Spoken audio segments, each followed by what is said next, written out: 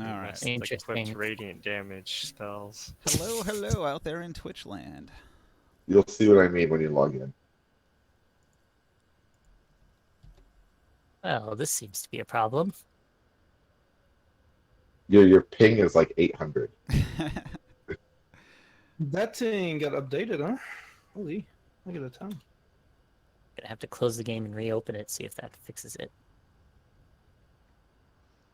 Because your table is not showing up. Oh, and it's also saying that you're asleep, apparently. Is this their new table? What is this? Hang on a second. It's the foyer. I can fix that. I can fix that. Like 3D shit? It's awesome. Right? You should be able to find me now, Diamond. Hopefully. It says I'm asleep if I don't open the friends list, and I barely use it. What color am I? Purple? You're usually dark purple. Caster is light purple, and Diamond is blue, I think, normally. Baloo. Yes. Hmm. And our lit companion used to be yellow, I think. All right, I'm gonna do some here we go. flagrant self-promotion. Tell people. I come think I was join disconnected. us Yes, on there we go. I was disconnected, Twitch. so it wasn't a problem on your end. It was a problem on my end. There I we wonder go. what the heck Mad God is up to these days. Stuff. Should we re-invite him? Send him a message. I don't know. Tell him, hey, you don't have to worry about being a slave anymore. He'd say no. I have a feeling. Uh, I tried to invite him I into don't my know. other D&D game one week, but he ignored me. Well, I mean, maybe he got busy. We were short a player. It was an off night. It was like a Sunday or something. we broke him. It's fine. Yeah, we broke him mentally. I think it was Sia and Caster. You guys, you did it. Would be the first time we've broken players. Right, Ninja? It was probably a little bit me too. I frustrate his obsessive compulsive disorder. Good times. All right, so I have. I won't lie. Sia and Caster occasionally drive me a little bonkers. Oh yeah. All right. So I've done all the Especially with self-promotion the stuff on the Switch nonsense of tables. all the It's a nonsense pretty of all the barren weed. board. Are we done with that weed nonsense, please? Please. Yeah, please. where's all the character sheets and everything? They are gone. No promises. This is the I have a loading player that does screen. that in my other game too, but he's a little classier about it. He's like, I'm a halfling, and I'm a cool halfling, and I'm smoking my halfling pipe, and I'm smoking that furry feet. You know what I'm talking about? And he doesn't just say, I'm selling weed. You know, he has a little more D&D tact about it. The solution for this, and it's weed. Yeah, I'm kind of like, I could care less what your hobbies are, but come on. So have It's, we decided on what we're gonna do this session? It's a little too out of character is what it is. Oh, I'm going to help you with that. Give me a minute. We should sell some mushrooms instead, or some poppy seeds. I put those in the random generator too. Still a question where they're growing all this shit. It's got mushrooms, it's got weed, it's got tobacco.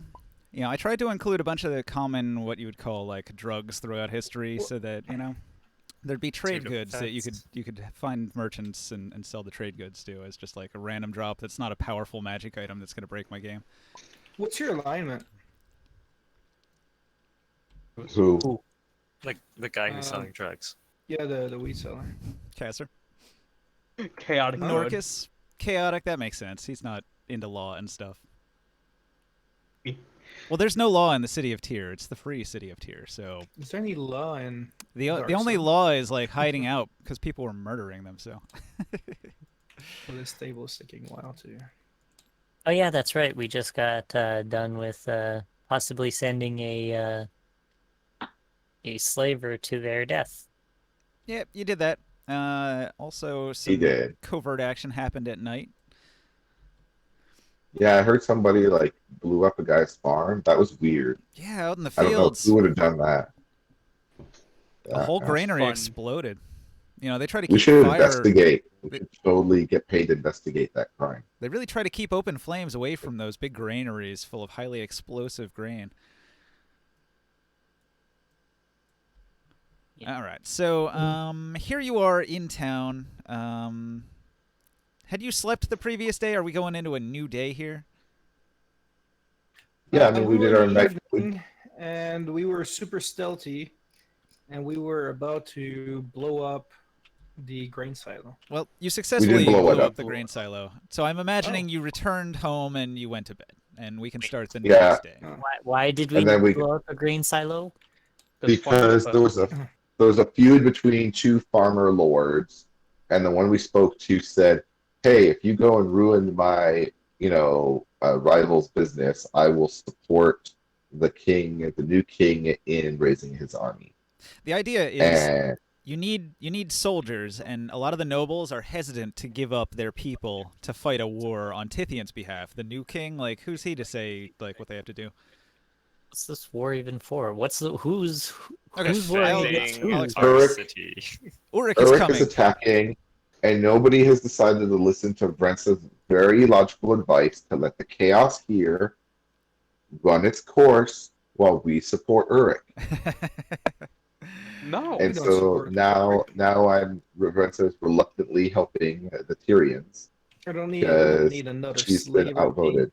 Keep in mind, Where's my Hamanu over character? in Uruk is a dragon, and if you don't do what he says, he steps on you and bites you in half. So And he's King kind of a Tithian tyrant. will be there soon himself. Where's my character? I don't We see got an him. infiltrator. We got to get rid The of him. whole, getting rid of slavery is a temporary thing at best. I'm sure. All right. So today, early in the morning, all of the gladiators have fled the arena and have returned out into this area in front of the ziggurat. The arena stands abandoned for some reason. Ninja, just quick question. Yeah. Did you get that new picture for Brenta loaded? I did not. I wasn't sure if you had a chance. Okay, never mind. I'm gonna take a peek at the gladiator pit, see what the hell's going on.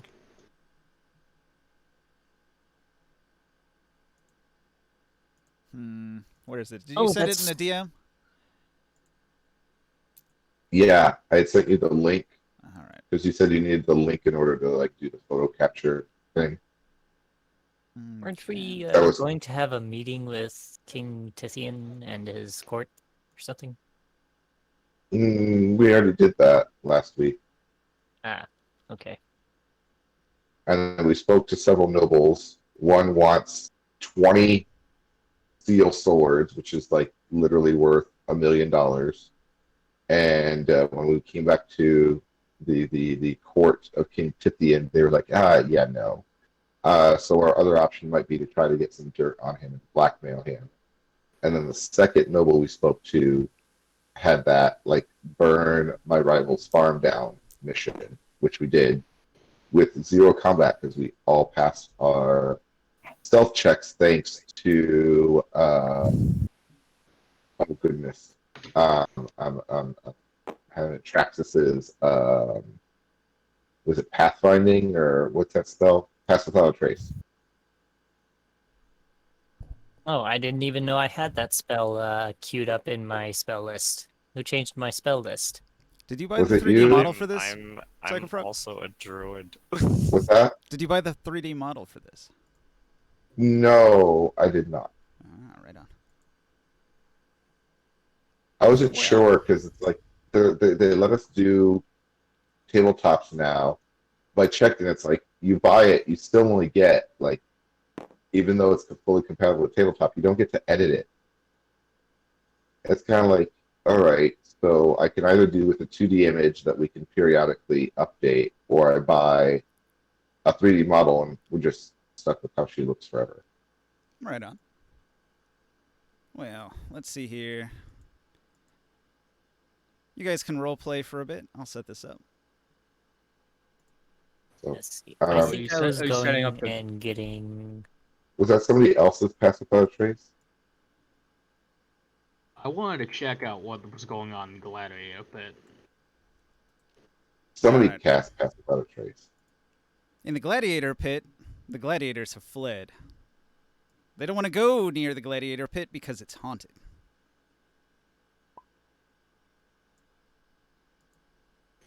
I look at the group of gladiators. I guess. Oh, first of all, how is it haunted? Do you have any proof that it's haunted? All right. Somebody with a scraggly beard and baggy pants and shirt comes up and says, "Ghosts! I saw them. What now? Him and his Jakar hound. They saw ghosts down in the under part of the arena." Ghosts, really? Ghosts. Really? Gooby and the gang is on it. All right. Hang on, There's let me pack up the van. There's a dwarf among the gladiators, and the dwarf will scoff at that human and says, "The human doesn't understand dwarven ways. 'Twas his focus to God. It is a dwarven banshee. 'Tis no ghost." Did you guys go there on your own, or were we with you? Oh, that makes sense. Because remember, there were all those dwarves that we beat up trying to escape the gladiator Yeah. the arena. Actually, I should say that Rensa and her small army beat up. So Rensa looks a little chagrined, saying, "Oh, yeah, that's probably my fault." It must be the spirit that's of what they these become when dwarves they- coming back because they haven't finished their jobs. Yeah, I kind of stopped them. There were 4 dwarf guards whose focus was to leave the doors closed, and they wouldn't get out of our way. So we kind of killed them. That might have caused some problems. So yeah, given what we know about dwarves, there's probably up to 4 dwarven banshees haunting the gladiator pits. What, the gladiator are not brave enough to go and defeat some miserable spirits? Some of them are. Many of them are superstitious. Oh, You'd have to recruit them personally to convince them to go in there. And what would they do for us if we did help with... What would a gladiator do? He'd fight. That's what gladiators do. Born to fight. The mole gladiators would hack and slash. But wait. Can their weapons affect an undead creature? Well, if they fought, Scruff head. would they fight for us the way we want them to fight at the war instead No, of they're going NPCs. They crazy? act on their own. They do what they Oh. want. You know, I say that we ask the king to borrow some silvered weapons to cleanse the banshees Silver out weapons. of, well, not silver, because obviously there's no way anyone could find enough silver to make an entire weapon. Okay, hold But on. there hold are on. silvered weapons. I read this in Dark Sun. They've actually found a way to make incredibly thin silver plating on things. So they'll use like a stone item and they'll put a very thin coat of silver on it. It works just as well, Yeah. but it uses a minimal amount of silver. So they worked Yeah, it that's out. what I They was made it talking. happen. But they are very expensive. Yeah. What if Yeah, we so had silvered. not Sedera. Is it Sedera? Sadira is the Veiled What Alliance if we girl. had Sedera? that Sol She knows. knows people with special talents. And definitely that's the type of thing that we probably would need to be able to offend, like to attack a spirit. Mm-hmm. Should I go to the church and see if I can get any crosses? Should we There's do no that? church. No, there's no Catholics in this world. No. There's no Oh, that's churches, right. and I'm the closest to a cleric that you're gonna find. I remember what I was doing. I was looking for a library. And clerics too in this world are Rare. it's all around their elements. No, It's this not is something else I around, wanted to do. All right, Traxxas. like the same type of spirituality, the classical one. Yes. Traxxas, you Hey, search long and Greg. hard and you find a very wise old storyteller in the elven market after a significant amount of searching, because you've been looking. And this wise old person is a historian that knows many stories of ancient times. Do you wish to ask your question? Yes. I will ask, when and how was what's that magic called again? Defiler. When and how did Defiler magic come to this world, and what happened? Okay. The aged historian will say, "Ah, we speak of ages long past. In the beginning, it was the Blue Age," and he raises his arms and says, "Look to the sun. The sun shone blue in the Blue Age, where halflings were the only intelligent species. Thrycreans did exist, but they were a subsentient pest. It was called the Blue Age, either because most of the world was covered in water or because of the blue sun. Halflings used an art called life-shaping to create beautiful living cities. Life-shapers experimented with life-shaping, trying to increase the bounty of the ocean. However, they ended up creating something apocalyptic called the Red Tide. The Red Tide threatened to destroy the entire world, and so the Life-Shapers and the Pristine Tower... they used the Pristine Tower to alter the sun from blue to yellow. This lowered the oceans and killed the Red Tide, saving the world, but it caused massive destruction and destroyed the halfling society. Their civilization collapsed, and it was the end of the Blue Age. Following this, there was the Green Age, called this because of the bountiful land-based forest and the green fields that dominated the landscape. Great cities were created, empires were formed.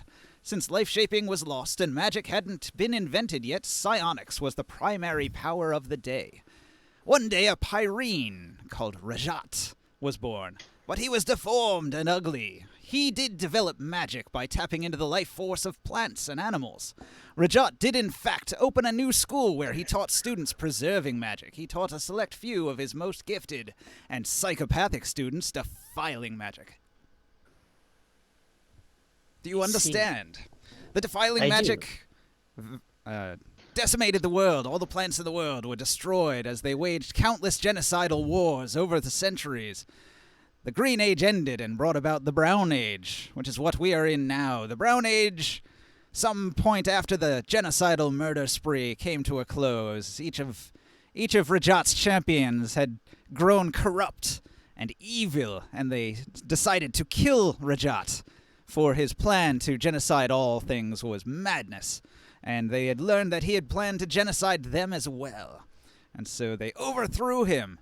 Each of the sorcerer kings that lives today is one of those champions of Rajat, one of those genocidal madmen who had destroyed all life on this world with their power. I see. These halflings, perhaps they might have left behind artifacts or maybe tomes to their life-crafting secrets. He shakes his head. He doesn't know. Boy, that was a lot. Indeed. And Traxus is very grateful. Traxus will give the old man, how many, we got ceramic pieces or ceramic what? Yeah. Ceramic is the equivalent to gold. Right. So, Traxus will give a couple of ceramic pieces to the old historian and ask them if he might have any tomes or scrolls of history that Traxus might be able to buy off of him. He'll explain that most people do not read, most people do not use books. Few people create ciphers, secret codes, which they inscribe onto things that you might consider book-like. However, to find an actual book is rare. I see. Well, thank you for your time, and thank you for your very enlightening story. All right. And then Traxus will head out of the Elven market to see where their companions have gone. Okay, speaking of that, hey, Caster, you there? Yes. Yeah, I'm here. You are a psionic rogue, right? Yeah, I am. Norcus Flosham, the psionic rogue. After you come out of your inn this day, if you're traveling through the Elven marketplace, you'll be spotted by a man who's looking at you. And not too long after that, you hear a whisper in your ear. Hello, friend. Perhaps you would like to buy some psionic merchandise.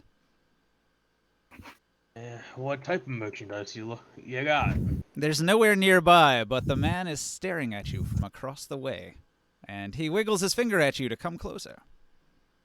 He used telepathy to talk to you. Trench coat. There was no whisper in your ear, it was telepathy in your mind. I come over. All right. You travel across the marketplace to the vendor here, and the vendor tells you, hello. I could tell that you are a psionicist like myself. Yes. You also seem to have some money on you, and I wondered if you'd like to buy some of my merchandise. He reaches into his bandolier and produces a number of small shards, each one a shard of a psionic crystal. And he tells you, I am a skill shardsman. I have crafted these shards from my own capable skills. Should you use one of these items, it would grant you all of my knowledge for but a moment, so that you could accomplish a task, and then it would disappear like ash. I have a number of interesting skill shards, one for stealth, one for sleight of hand, one for the practice of thieves' tools to unlock things, one for the crafting of fabulous disguises to confuse your enemies, one for the insight to know when someone is lying to you, one for the arcana of psionicists. If you would like any of these, my prices are quite affordable.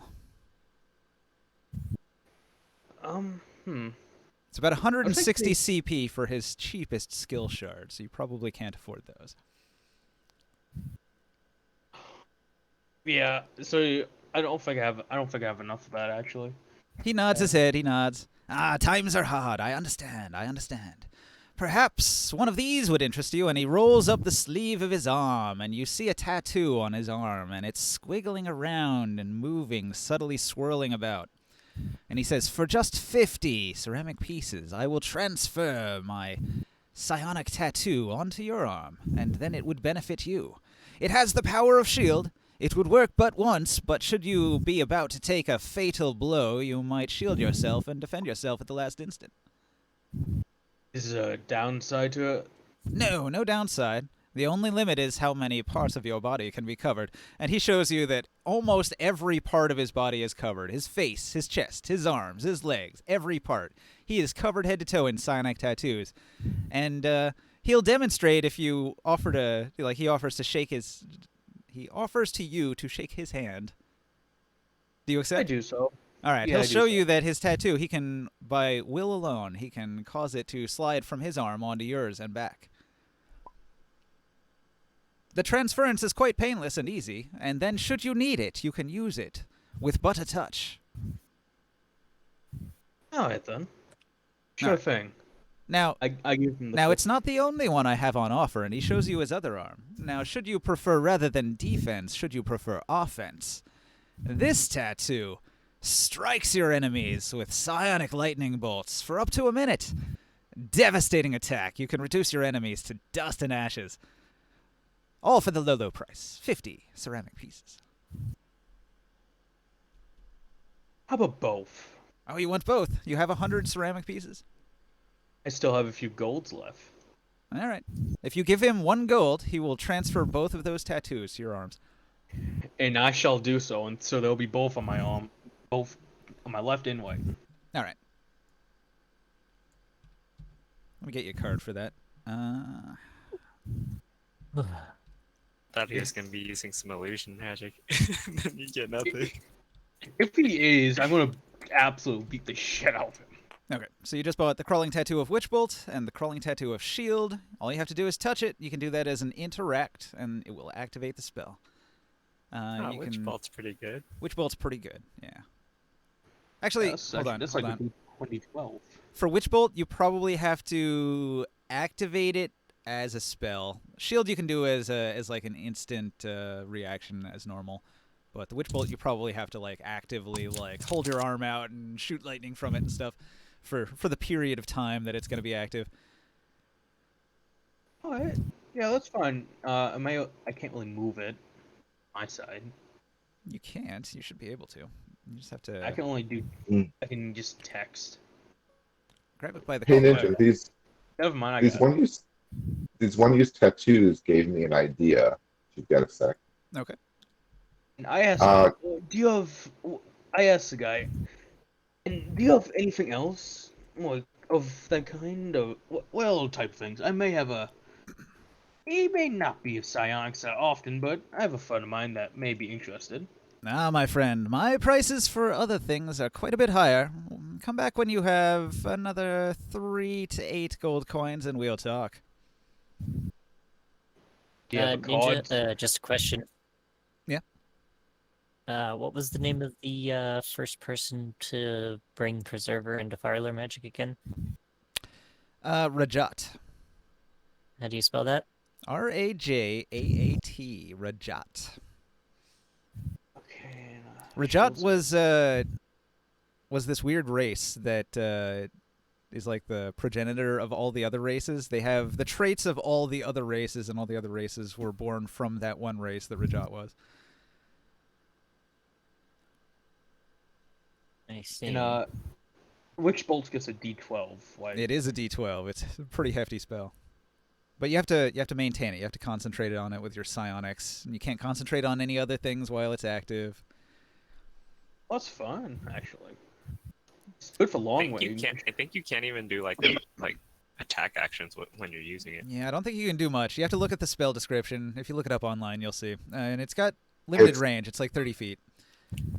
Yeah, it's a full action, and if it hits, then you can maintain it as your full action every further round to do the damage. So basically, like, you sit there and you just channel the lightning if you manage to score that hit that first round. Alright. So it's kind of like almost like guaranteed damage every round, I think, afterwards, but it takes your full action. Yeah. Okay. I'm gonna ask this guy saying, "Well, do you have a business card so that I know where you are when I have enough?" I'll be here in the Elven Marketplace. He'll introduce himself with a big flourish and bow. I am Thule of Tyr. 2 U's. Thuul. Thule of Tyr. Remember the name. I sell the best psionic merchandise. Alright then. Well, thank you. All right. This will come handy. He rubs at his earring with his thumb, sort of like as a thing that he does without thinking about it, and has a broad smile. And then he turns to other customers and starts shooting out his psionic telepathic messages at other potential customers that look like they have some money on them. I think the word tick is what you're looking for. Yeah. What's that from that old Disney cartoon, the Robin Hood one, where the Tiger King would rub his ear and suck his thumb, that sort of thing. All right, so All right. So, what do you guys want to do? well, Ninja, so I want to talk to you real quick about that idea I had. The I can't do it now tattoos. just because of lack of funds. Right. Well, you had the tattoos because, the general gist I got from this is that, scrolls are probably pretty rare in this world. Yes. So in lieu of like scribing scrolls, I was wondering, since rangers tend to have lots of like arrow-based spells, yeah, if I could basically do the equivalent of like a scroll arrow, basically pre-enchant an arrow at like the same cost like a spell at that arrow at that level would be. Like as downtown activities, like a level 1 pre-enchanted arrow would basically be the same as a scroll, and just like a scroll, once you use the arrow, it's gone, hit or miss kind of thing. I don't know if the prices would be the same, but I'm pretty sure you can make magic arrows that carry spells. It would have to be a limited selection of spells, like not everything makes sense. But yeah, like I was thinking like things like Hunter's Mark and Ensnaring Strike and things of that nature. Sure. Kind of pre-enchanting those type of things that make sense thematically. Okay, That's exactly where I was going. So it's like, ooh. Because of the common nature of psionics and the easy availability of ink, you can get psionic tattoos as a replacement for scrolls, and they have access to all of the sorcerer spell list of level 1, 2, and 3. You know what's good? I'm thinking about multiclass into a sorcerer. I wouldn't mind. So this is gonna be good. All right, so you're gonna go full on into psionics. That's cool. Yes. Oh, thanks for the new card, by the way, Ninja. Yeah. I can produce that pretty quickly. It would take longer for me to cut out the background, so I didn't go that far. Yeah, no worries. I had thought you were just gonna get the 3D model and throw that out there. My mistake. I shouldn't I- have assumed. I considered it, but then I have to do a very generic kind of character, And if you change your like stuff, I did. like you have to get a new one. That's no fun. Right. Yeah. So it worked in the last campaign with Zolder just because, Zolder is a mage, so you can do a generic mage equipment Yeah. easier than you can like a martial character. But this, you've got your actual equipment on there: your whip, your little turtle shield, stabby thing, and your bow and all that. Yeah, my bronze dagger. Anyhow, if we're coming back to talk about the banshees, Brent's idea is to ask the king if we could borrow those silver glazed, a set of silver glazed weapons, purely borrowed, to deal with the infestation in his brand new, fighting pits. Also, you could invigorate the gladiator for fighting later on. Right now, they don't even have a place to practice and to assemble. It would be to the city's advantage. We would need If that. I- Plus, having some maybe gladiator fights could entertain the population while, you're trying to put everything back together in this city. Yeah. Red circuses that did work for Rome, and Tears basically Rome. We should just make the arena into the arena from Oblivion, where any and all can just, like go in and fight with the likelihood of possibly dying, but We'll make sure they don't wash into battle once time. The fighting spirit ready. and it could be a good place to start training soldiers. And also betting. So yay. Does anybody else have any plans to deal with the banshees? I mean, I have my magic. I have Wondering my if own. I have my own capacities to help with this. is What? Gregor specifically afraid of the banshees? Will he not join in fight? Gregor's an incredibly brave warrior. I roll a morale check for Gregor, and he says, hang on. We found his Natural weakness. one. Are you superstitious, Gregor? Gregor's kind of superstitious. He's going to tell a story that he heard that a banshee's wail can kill, like, everybody within a 10-foot radius instantly. So he's kind of concerned about that, because he likes to get up close and fight things, and if he has to be within 10 feet and the banshee wails, he might just die. I might have a solution if you want. I could make you land the deaf, blade. or you could put wax into your ears. Mm-hmm. As if that'll You work. could make him. Why wouldn't that work? I mean, Gregor is a barbarian. That sort of logic would be like, that might work. True. A nearby dwarf will shake his head and say, you misunderstand. The banshee's wail is not sound, but it is death itself. Necrotic power, not sonic. You know their weakness. But they still have to say it. Well, you're Wonder a if- strong man. I look to our casters and I say, do either of you know of a spell to cause silence? I can shoot a lightning bolt out. Well, that's quite handy. Keeps them at bay, at least.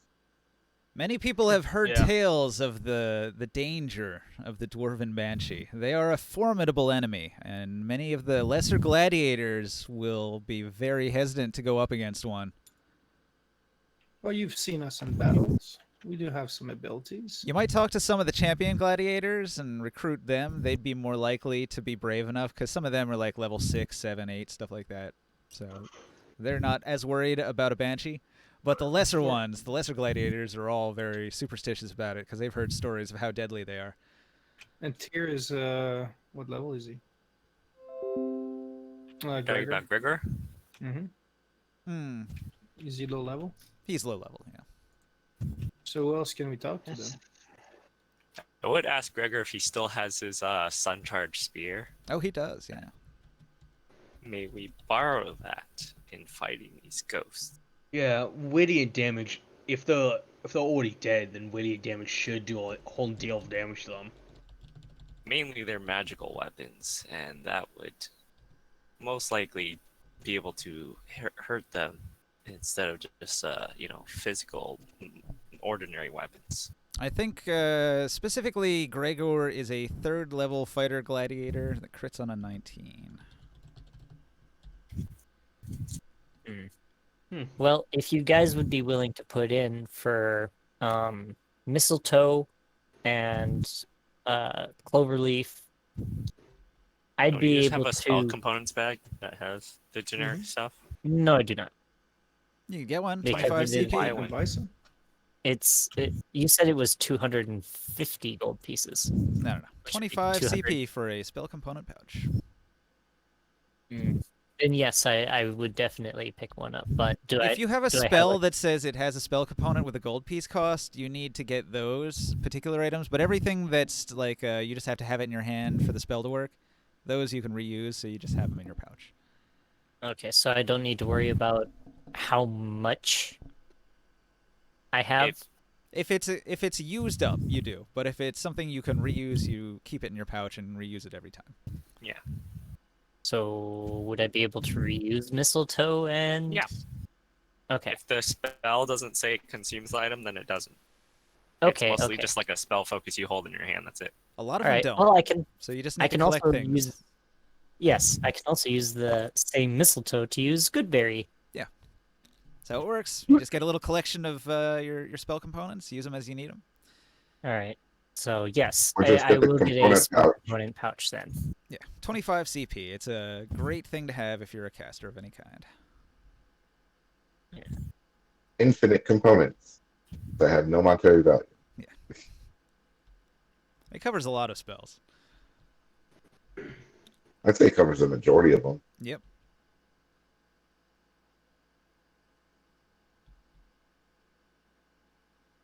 Just want to try to take care of the banshees, or maybe Oh. get like some of the half giant gods and do it. Maybe they get paid for doing it. Let's use money. Well, let's see if we can recruit some of these more renowned gladiators and try to get some of these. See if there's anything in the armory that might help us Yeah, that's true. that we can borrow. Oh, I mean, the worst they can say is no, we get no help, and then we decide that this is probably not for us. yeah, that's true. Well- But think about the money. You know, it's If you find Traxxas, they'll be like, it is not good to let the dead dwell. agreed. Hold If them we permanently. can, we should try to resolve this. So I realized I have a lot more than I thought I did. I have Guiding Bolt, which I believe is Radiant. But that's actually really helpful. Hmm. Any type of radiance, any type of silence type of spells could be useful. We probably want to take a rest before doing this after we figure out who our crew and if we can get any gear out of this. Sure, we'll be wasting another day before the whole battle comes. All right. And then we'll have to go with the spells we've got now. That's true. So, Traxxas, where's that half giant that was your friend? He seems to follow you Babungus? anywhere. Yeah. Well, he didn't follow me everywhere, but I could see if I could try and find him. What kind of a roll would I need to make, Ninja? Or did Babungus not make it? Babungus. Let me see if I can find him. Babungus is here. I'm sticking through my Hey, bag. Okay, so let's see. Out of the gladiators, the ones that have not fled in superstitious terror would be these ones here. Actually, hang on. One more. I have to get the all-important character. Oh, Tika Tika. actually, 2 important characters. I have to get her.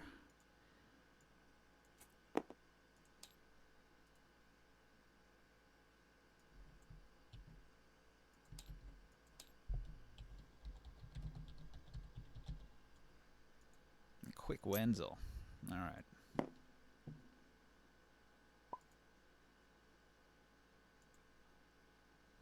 Give me a second to look in my DM guide here. Quick Wenzel is the guy that was causing trouble the day before.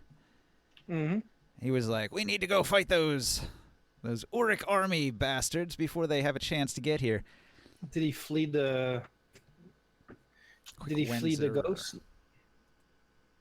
All right. You guys pled your case saying that he should help fight the Hedgekin in the iron mine, and he was more interested in fighting the Urikites, but then Rikus told him to stand down, and he did. But today he's here, and he's among these braver gladiators, and he's like, we could fight those ghosts, or we could just go fight the army of Uric. Who's with me? And like Kanla says, we'd kill them all in battle. They're no match for us. One of the half-giants says, Quick Wenza is fast. I'm fast like Quick Wenza. Kill Uric men. One of the gladiators is like, I don't want to go fight Uric. And this guy over here is like, my sword would taste the blood of many Urikites. All right. Are you guys going to intervene and say anything? Yeah, I believe that Windsor is afraid of a dwarf ghost, and that's why he wants to flee and probably join the other army. Wenza fears nothing. Wenza is a powerful warrior and fast on his feet. Prove yourself and show all the other gladiator how strong you are to us. Oh, you're hurting his ego.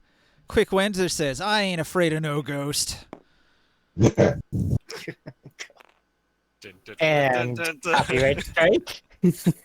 Ramon, didn't Gladiator Lisanne owe you a favor? Which one? Gladiator Lisanne, the female gladiator you helped out Oh yeah. in that I don't in know that fight. It says she owes you a favor. You Morgan Norcus. Yeah, that's because we saved her in the yard while she Yeah. was getting her She was getting choked She's to death getting by choked Kanla, out. who's lurking right nearby. yeah, Maybe she'd be willing to help us. absolutely. And you, all of you that we fought with bravely in the gladiator pit would be willing to come and save the arena, so we can actually practice and keep on fighting and show the people how strong you are. Techadril It's nods his head basically and your says, home now. if we as gladiators must defeat these vicious undead to retake our arena, it is our duty and our right. This is not just your arena; it's your home. That's where you belong. Born into the arena. He raises his fist. Let's go Traxxas bust some will, ghosts. Traxxas will walk up to Babungus after finding everybody by hearing the rumors about undead at the arena and say, Babungus, my dear friend, how are you? Babungus is carrying a dead snake and petting its head and says, Traxxas, friend, Babungus has snake. He waggles the dead snake at you. He seeks your praise. He seeks your praise. Look at the dead snake. It's been dead a while. He pets its broken neck. Why? Traxxas will give a very forced smile and be like, yes, very good. I've heard that there is a problem in the arena and was wondering if you maybe wanted to come and help. Don't know. Are you going? Are you brave? Fight Banshee? It is best not to let the undead settle. So yes, I am headed there to go and fight the undead. If Traxxas will go, then Babungus will go. Look! Babungus lifts up one of his mighty feet, and underneath you can see a thick mat of foot fungus. Babungus is druid. Can I actually try and can I be like, hold still, Bavungus. I would like to try and I would like to try and harvest this foot fungus. All right, you harvest some athlete's foot. Why?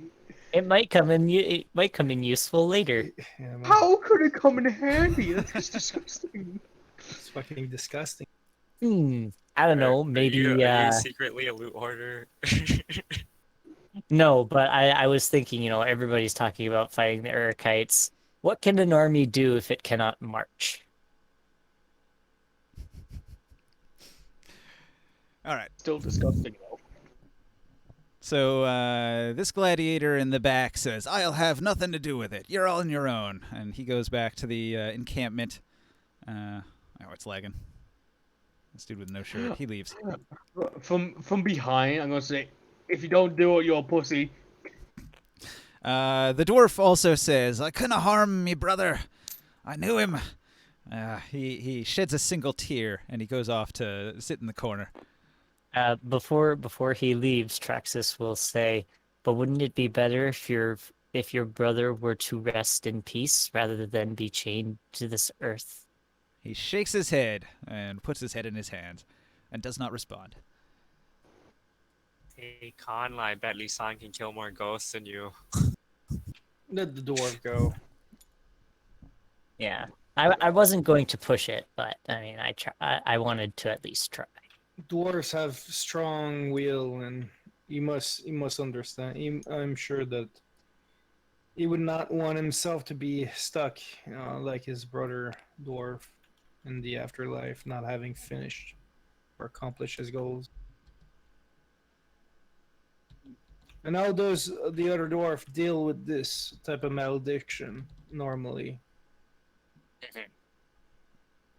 Oh, you ask the dwarf? He'll look up and he'll say, usually, powerful dwarven earth priest will use his powers to defeat the creature using magic from a distance. But aren't you a powerful dwarf priest? He is not. Heard. I am but No? a slave gladiator, but a lowly fighter, Who is this incapable of other, wielding magic. Do you remember this other dwarf that was in the camp with us? He was himself, I believe, a cleric, a Hertford cleric. Yes. The Earth Priest clerics made a pilgrimage once they were freed. They left the city immediately. They sought Already. the desert. They sought the dunes and the mountains. They sought their earthly homes so they can reunite with the spirit of the land. And anyone local might be able to help with this that you might know of? You could send people in search, but it would take time. I've never dealt with this before. Dwarfs, you have your own ways. We will do our best, and we will make sure that you might have peace. We heard that the minds of those whatchamacallit creatures again have earthen magic, and their eyeballs could be used for some earth magic. Maybe we could do a certain order of things and get those for clearing the arena. Well, I think we should get as many allies as we can. Those who do not wish to go should not. We shouldn't pester. So, and we probably should deal with this as soon as possible. All right. If Techadril's going, Lisan is going. And when Kanla sees that Lisan is going with Techadril, she also volunteers to go.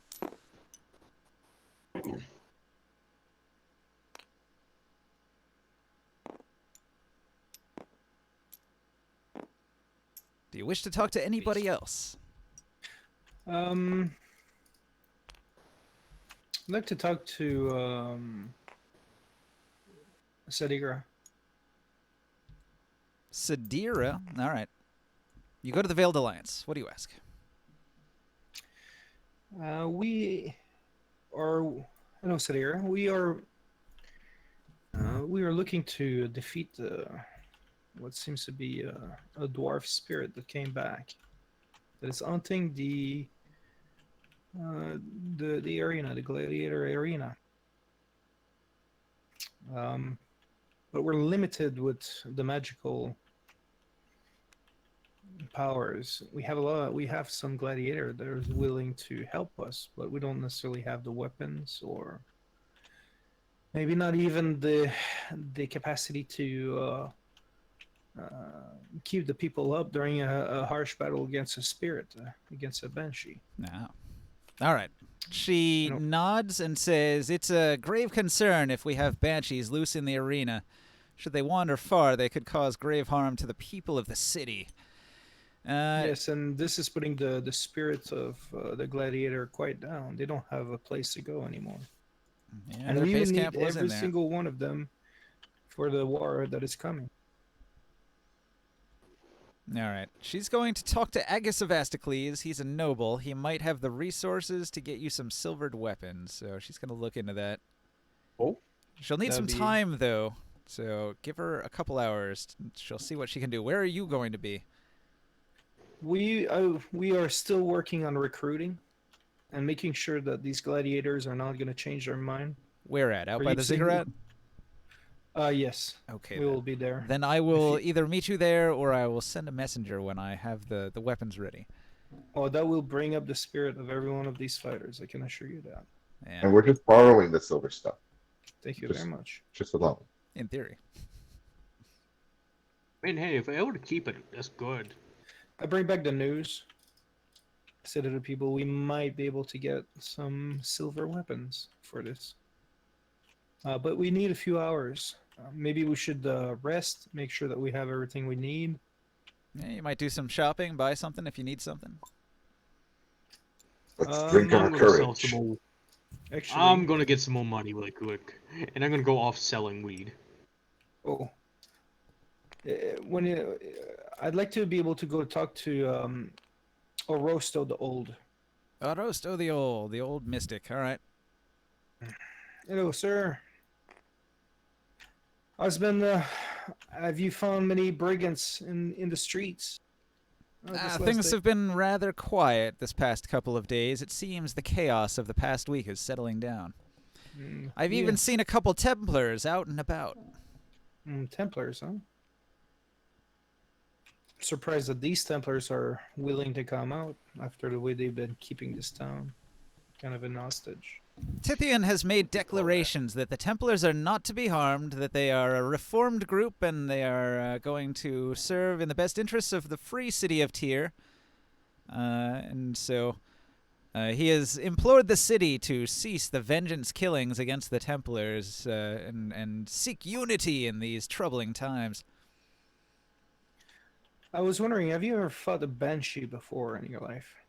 Fought a Banshee. A Dwarven Banshee is a fearsome foe that uses psionics to a tremendous degree. He'll warn you that the Banshee has numerous capabilities. The abilities of the Banshee: it can create a death field with its roaring Banshee wail. It can change its form to that of shadow and move between shadows unseen.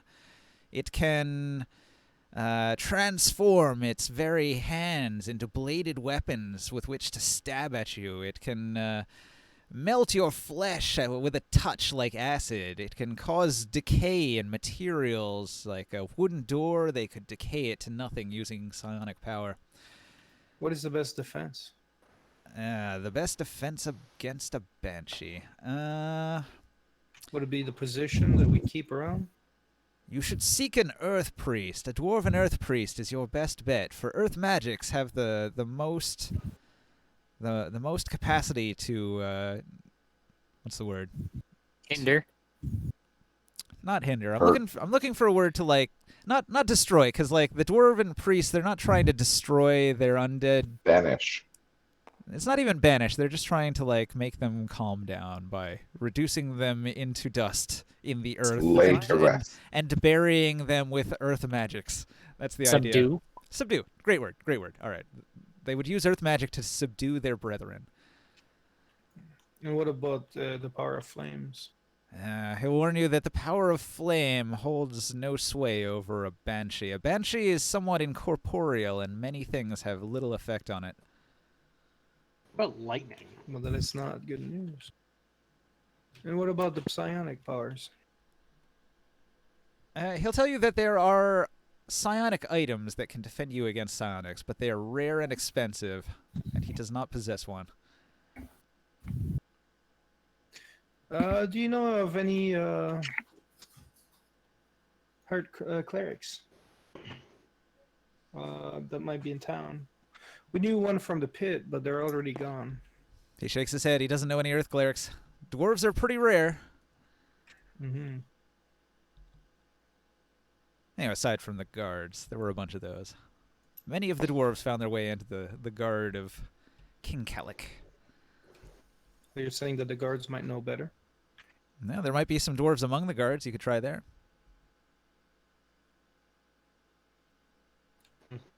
Okay. Well, we might be able to get some silver weapons. We do have some gladiators that are willing to fight with us, but we're a bit limited, I think. I'll look for one of these clerics. I'm trying to think. Have you guys ever interacted with a Templar?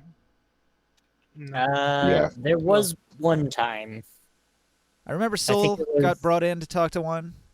Oh yeah, and completely botched. Yeah, that didn't go well. Anybody else? Vrensa. I haven't. So, Vrensa, you knew that female Templar from the slave pit area, right? Sadly. Okay. Where's Vrensa at? Are you with Norcus? Are you in the what is it, the Elven Marketplace area? I probably would have gone. Or no, he's in the with- Warrens. Yeah, I mean, I would have gone with Grimorn to speak with the King Tithian's court, since it was Brent's idea to get the silvered weapons. I After guess- that, I guess what I I, don't could know do if I for would've- this then is Orensa, or hang on, Orosta the Old is going to tell Grimorn that he remembers there was a Templar by one of the inns, and he had said that he was looking for your friend Vrensa. Okay. You guys have a bit of a reputation around town as being members of the Revolution and working under King Tithian to raise the army and helping the heroes, Rikus. So you've developed a little bit of fame. And so one of the Templars was seeking out one of your allies that he had met once, he said. I will go and get my friend. All right. We'll So look for that. He passes along the rumor, and that's all he's got for you. Well, please, if you don't mind, try to, on your side, maybe if you have a chance to, try to convince the people to get ready for a battle. If we want to keep controlling the city and not be under the reign of another monster king, you know. Many of the people of the We will Warrens not are fight too for it. poor to do much. Peasants and cripples and old men and women that are the lowest rung of society. That's why I take care of them down here. Well, we will do our best, and I'll be back soon to come and help. All right. We'll go to Varansa and let him know. So we can maybe go see that Templar and look for Dwarven guards. yeah, sounds good to me. You want to go out? Where are we going? Oh no, Grimorn is below. It's an inn that you're supposed to go to. It's that Kank Inn, the Red Kank Inn. Oh, we know where that's at. That's where I've been staying. They're looking for me at my home.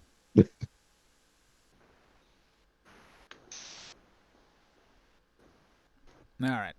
When you approach the Red Kank Inn, Vrensa, a small, dark-cloaked man that wears the once fearsome dress of the Templars shoulders into you as you approach the inn. At first, he instinctively bristles, furious that anyone should have the effrontery to stand in his way. But before anything can happen, he stops and throws back his hood. It is Hassevel, a Templar of your acquaintance. He was a subordinate to the Lady Templar that ran the slave pit, and although he never said much, he stood off to the side and talked with her sometimes when you were nearby. So he was aware of you, but you probably hadn't spoken directly. I've heard you are looking for me. Ah, it's you. I came looking for you. Come inside. Let me buy you a drink. Without waiting for an answer, he starts to lead you back inside. I'll follow for now. Okay. Yeah.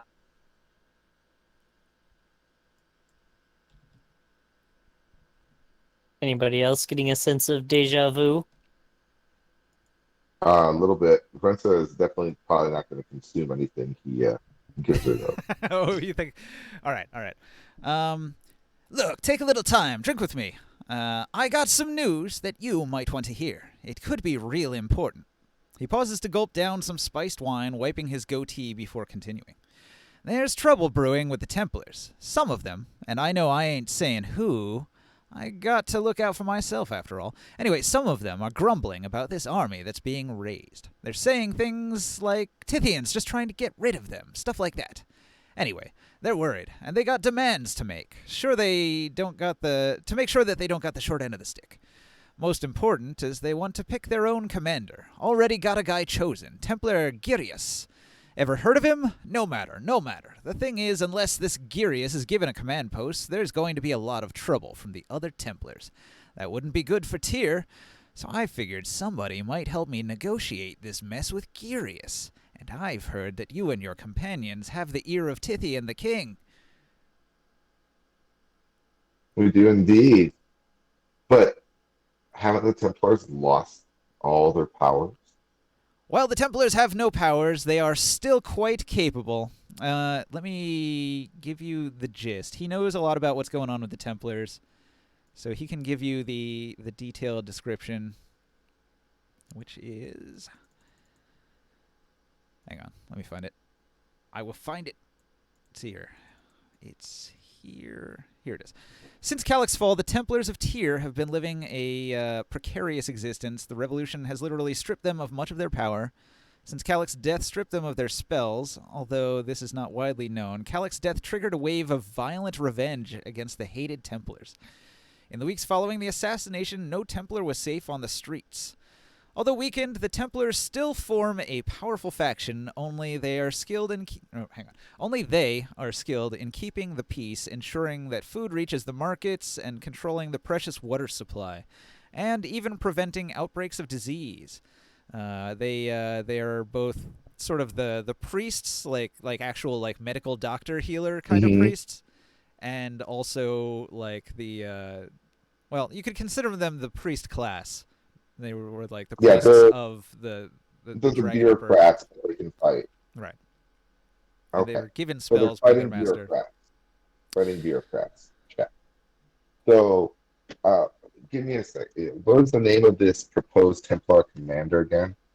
Girius. Girias. Girius. Okay. And the Templar that brought you the information. I could relay this message. I know that King Tyrion is raising an army for the defense against Uruk, my former homeland. But I have a few questions.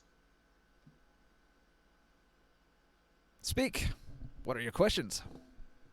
So, will the Templars fight?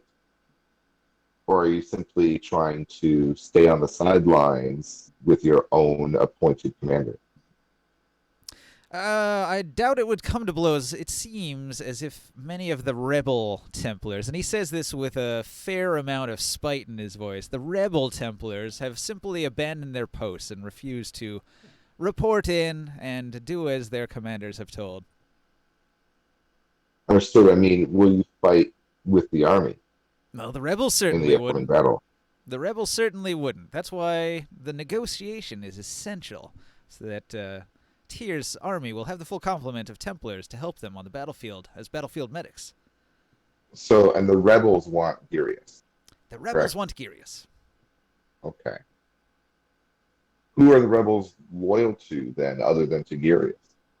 Are they loyal to the city, to the current king, and are just discontent and suspicious? So the leader of the rebel faction is a man named Styan. You'll recognize the name Styan because he was chosen to lead that faction in the actual war against Uruk. Mm-hmm. So there's three commanders: Rikus, Jasila the noble, and this Citan guy, who is a Templar. Okay. So they follow Sidon? Yes, the rebel faction is well, it's a little bit confused. So Sidon is the current commander, and Girius is the commander that the rebel faction would prefer.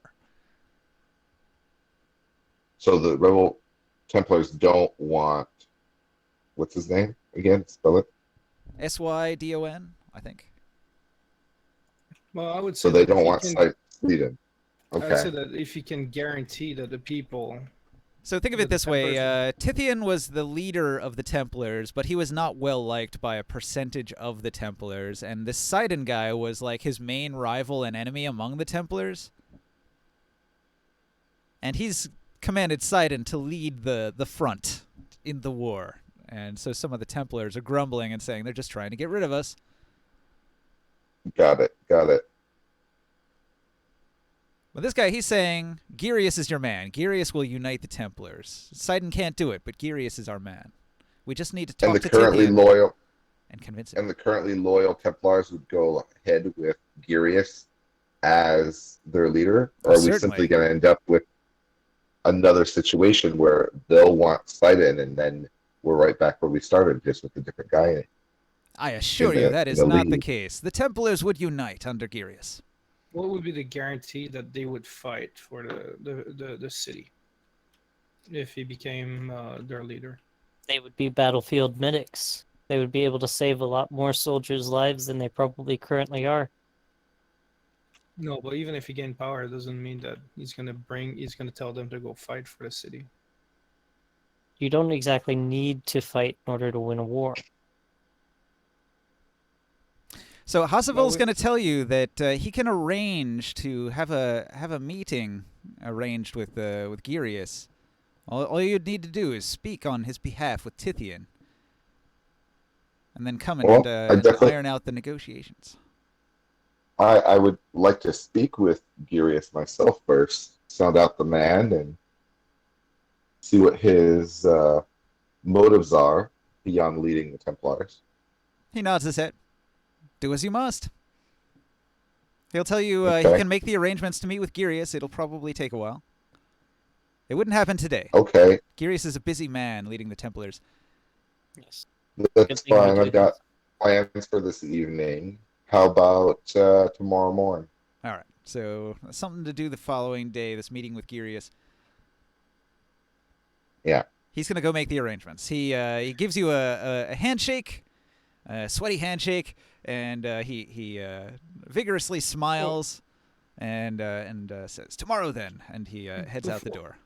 Before you go, I'd like to ask you one simple question. What is that?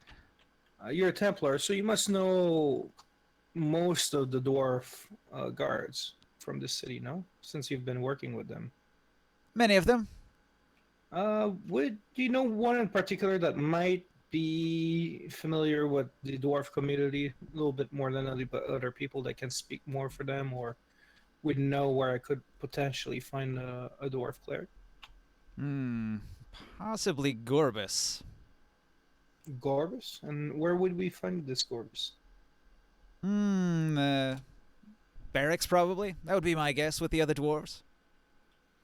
Or possibly on patrol. They've been trying to maintain some order in the city since the Chaos Week has come to a close, and some order is starting to be reinforced.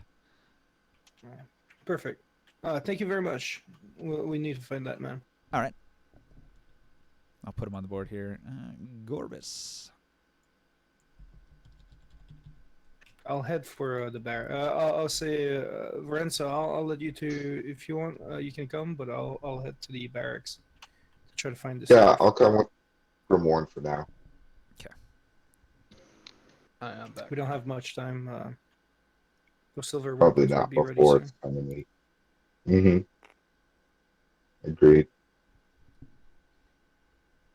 All right, guys. So, what's the next move? I don't know. To Is do there the anybody else that Banshee thing. wants to do stuff? Well, I don't. Wait a minute. No, I don't have a circle of magic protection, so Do you want to just wait the couple hours until Sadir is done? Well, Well, we still want to go and find a cleric. yeah, we would like to find this Good. this dwarf at the barracks. The problem is when you go to Oh, the yeah, barracks, good. he's not there. And Is there so it'll anybody send you else? on a merry chase around the city trying to find his patrol route. You'll occasionally spot dwarves, and you'll flag them down, and they'll say, "Oh, Gorbis, he's out that way," and it sends you down this street, and then you find another dwarf, and he's like, "Ah, I'm not Gorbis. Gorbis is down that way," and that sends you down another street, and you seem to be going all over the city, and probably an hour goes by. Okay. Ugh. During that time, did anyone buy my when we weed? talk to these dwarf guards, is it possible to leave them a message to say that some people are looking for him? Oh, for They sure. mean- If they find yeah. Gorbis, they'll tell him to seek you out. Yeah, that we'd like to see him as soon as possible. It's a matter of a lost dwarf soul that Alright. we're trying to appease. So word is spreading that you want to speak with Gorbis. And we need some silvered weapons, so let me generate that. What's a good silvered weapon? How many people during the time? How many people would have bought my weed? It's probably mostly gladiators. Where the hell did you get this stuff? I'm glowing it on the back side of my pocket. Let's go. Well, that doesn't actually work. I don't know if you've ever That tried doesn't that. make any bloody sense. You need it. You It's need a some small land. You patch. should talk to some of these slaves that got some of these plot of lands, and then have your own plot growing. You know. Oh no, you got pickpocketed. All of your pocket-based weed crop has been stolen. Oh, it's a shame. A You shame. lost all your seeds. Do I at least have seeds left? Oh, they got every last seed. Strange that. All right, so Shit. God. There goes my weed. I mean, they must have really wanted it bad if they were willing to go for the stems and seeds. You're just trying to get rid of my weed, so I can't put it up anymore. it's was still his in the best random training. generator. It might be back. All right, so I don't want it to be a sickle or a hook or a throwing axe. Javelin, that might be a good silvered weapon, huh? They could silver a bunch of javelins for you. They do a d6. You can throw them from range. That's probably a good weapon for this. Mm-hmm. Are they able here's to do would at least, also like, work. can they do a dagger? I'll use, I guess, like one dagger. That's it.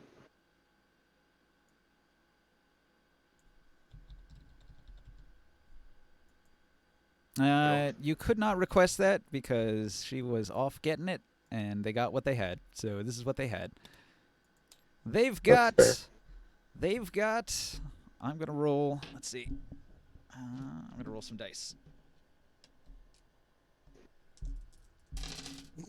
A silvered whip. Wait a second. You know, Wait. They have a silver whip?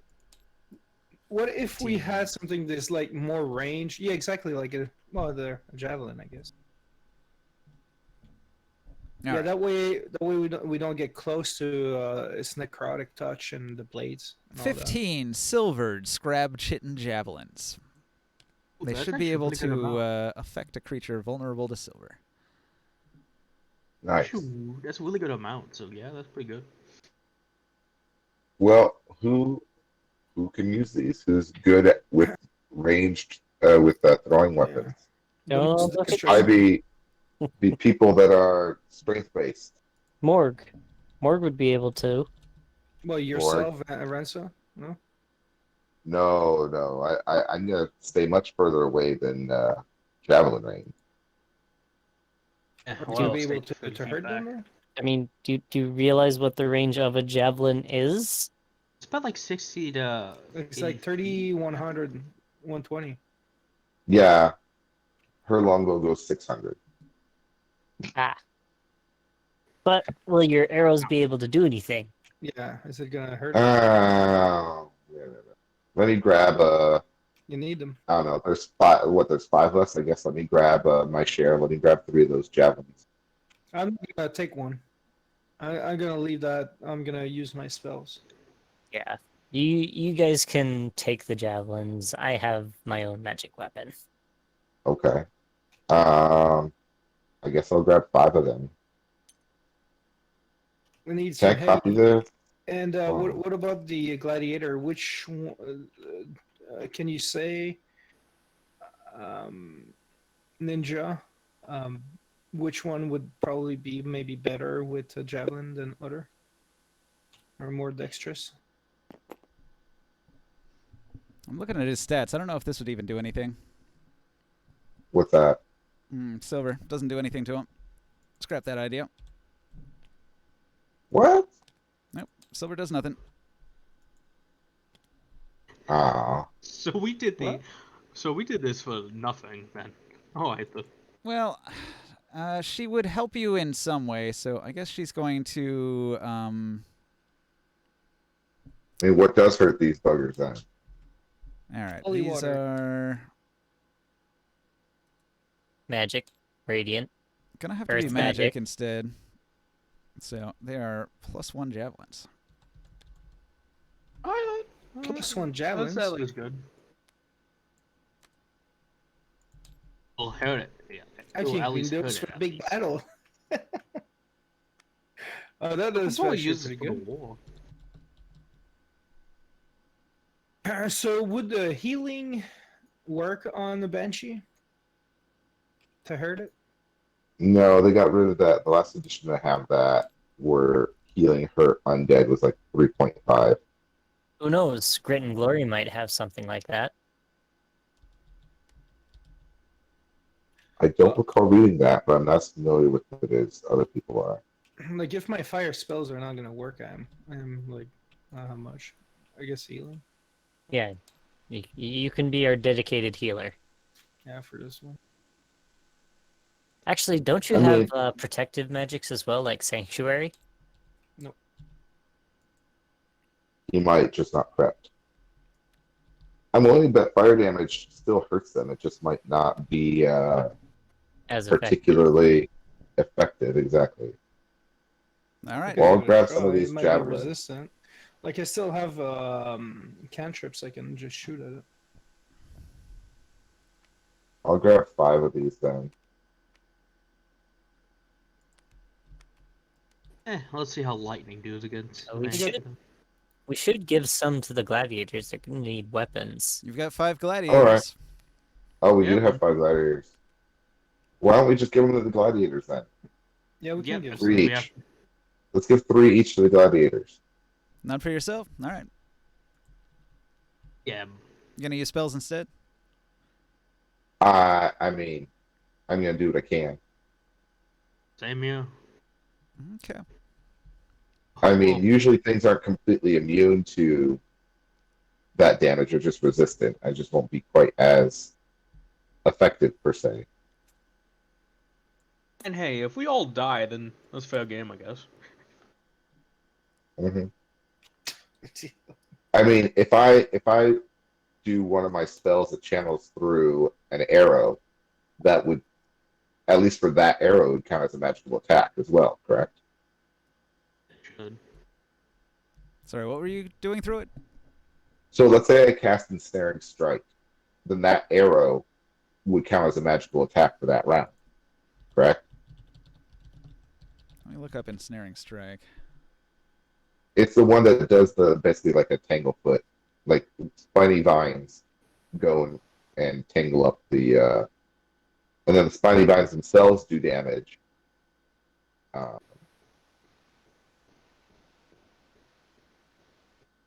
So basically, it enchants my weapons and it goes off on the next successful hit.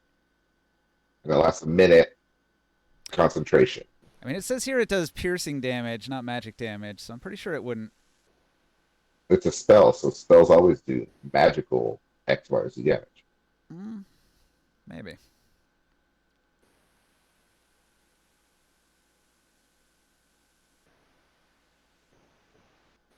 Anyways, you're getting your rules.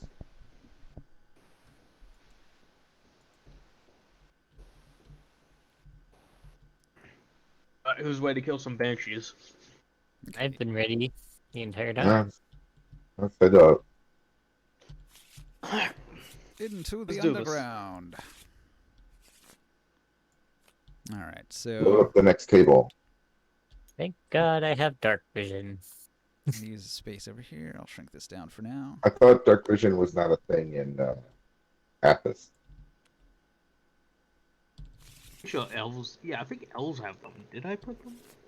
Well, regular D&D elves have them, but remember, none of the races are quote-unquote regular. Oh yeah, the elves here do have them. Yeah. And I would expect that the UNT purebloods would as well, being that they are like snakes. Yeah, but there's like 3 suns. It's never actually dark on this world. It's I technically mean, with Lily, enough depth underneath the ground.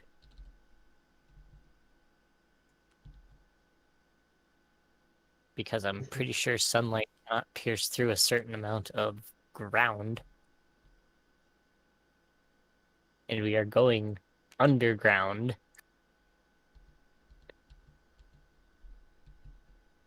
All right, place yourselves here. dun dun dun. Where the heck is Renson? About. Here we go.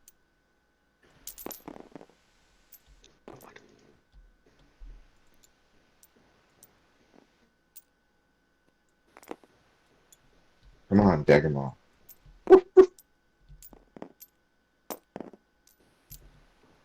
Why are we so small? Guess it increases size. Pretty sure Kama would want to be up front because she, of course, seems like a competitive type. Quick Wences is in front because he's quick. Quicker than you.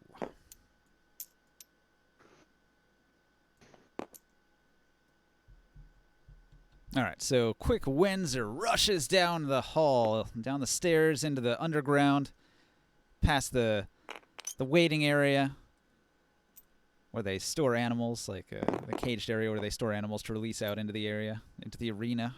Quick Windsor looks left and looks right and points his shiny javelin.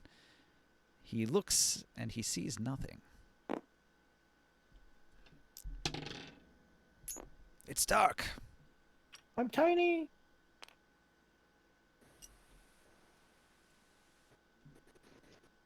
It's dark, you say? Pitch black down here. Who's got a light? I create. You got light cantrip. Produce flame. Shh. Use it to light up the area. Okay. You light up the area, illuminating this inner area here. Over here in the corner is a Tembo.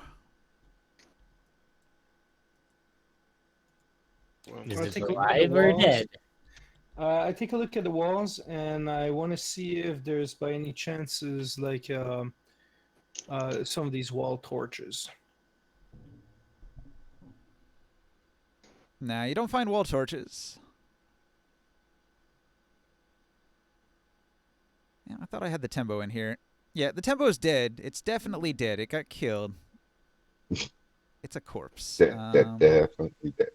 So I'm just not even going to bother finding its figurine. Quick Windsor says it's not moving. It's been devoured. Killed by this banshee.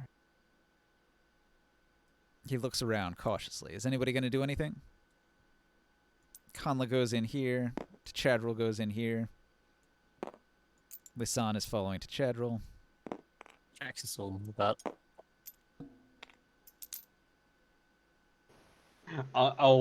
What the first sign of danger? I'm going to prepare the lightning attack. My witch bolt. Okay. Yes. I also have my stone tablet in my hands, ready to go into my constellation form. Mm.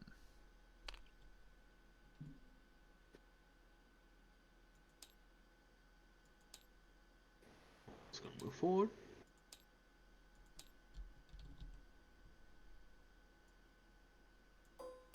This will be fun. I bet none of these work. Let me know. Yeah. Nope. They work. Oh, Shade they works. do. Oh no. Banshee, yeah, that works. They actually work, huh? It, All right. I'll probably use that one then.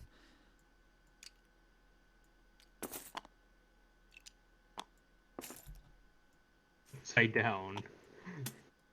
You press F. Okay. So Chadra looks around and says, I feel like it's somewhere nearby.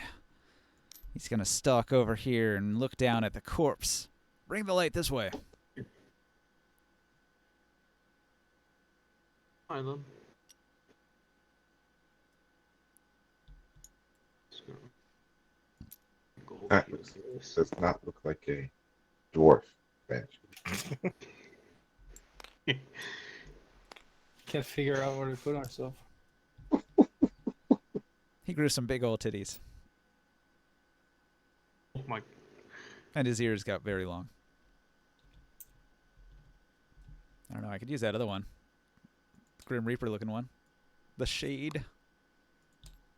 Jesus. That looks better. More menacing. It doesn't look like a dwarf anymore. It looks more like a dwarf. A dwarf wearing a robe. Wait, Evil dwarf. Tattered remains of its mortal coil. hang on. Watch. Now he's a dwarf. Nice. Tiny. All right. Is anybody good at medicine? Medicine. Yeah. I Fiddlin'. produce my mistletoe and use Goodberry. T'Chadril looks at the corpse. He rolls a 5 and says, probably killed with an axe. I'll try a medicine check. An axe. Well, shades can actually. I was told that they can actually these banshee create blades and cut objects as well. Vince, I can barely tell that that thing is dead. 17 medical? medicine. I'll do a medical on it. I got a plus All right. So on his body there are several marks. A handprint has melted his flesh away. And Definitely acid. his Guess I entire guess- body is blackened with necrosis. Over here, like. It said the corpse is like right here, right? The corpse of the Tembo. It was one of the fearsome beasts from the arena. Yeah. Anything else other than that information with a 17 then? With a 17, you can tell it wasn't killed with an axe. It was stabbed once, but by no axe, by more of a hand-shaped blade. And then the necrosis also. Necrosis and the acidic melting. Yeah, I'm gonna turn back to Chadwell and say it was not killed by an axe. It was necrosis and a stab wound, probably from its hand, maybe. So you say, it must lurk deeper in. The Yeah. dressing rooms remain in the back. Just be aware that they can actually fade and move without being seen. What I would suggest is that we keep a bit of a distance from each other so we can attack it from range. Light close. Move from shadow And to try shadow. not to stand in front of it because it can really hurt us from the front. I want to roll perception. See if I can hear anything, even amongst the talkings of everybody else. Okay, roll it.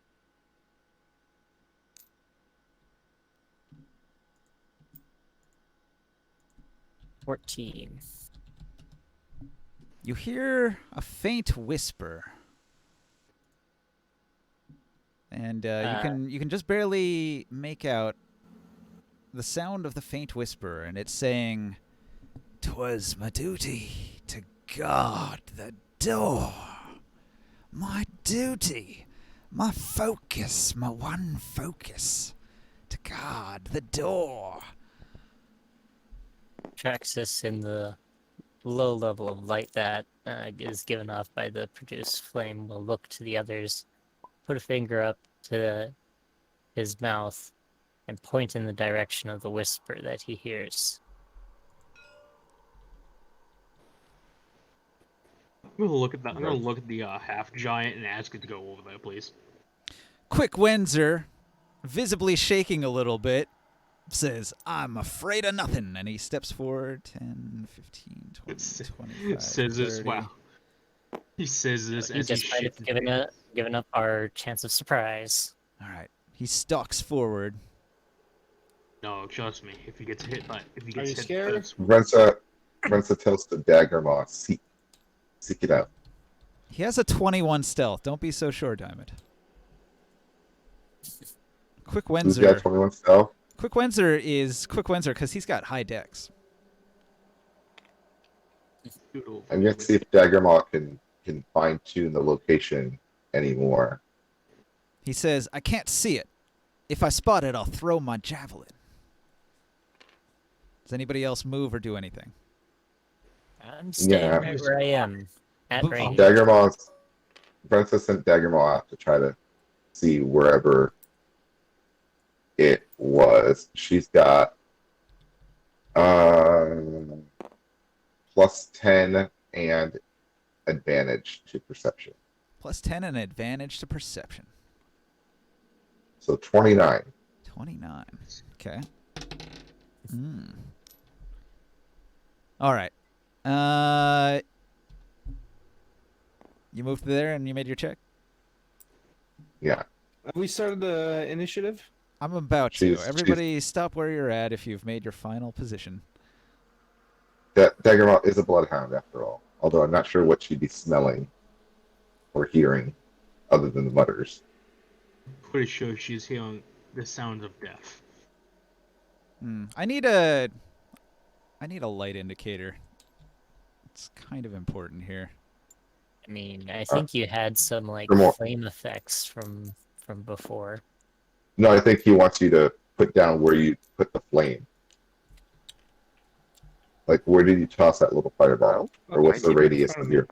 Or if you're holding the flame in your hand, where, Yeah. you know, Light spell what's the has radius? a 20-foot radius, so it extends like this from a point. So whoever's got the light spell on them is producing the light. Okay. So that gives me a good idea, a good approximation. All right, let me roll initiative here. Well, let's make sure all our rollers are set up properly. Get rid of that one and that one, and this one's Like gonna little be... flames everywhere. You guys don't Mine have are any good. torches? Burn wood in the desert. Waste of wood.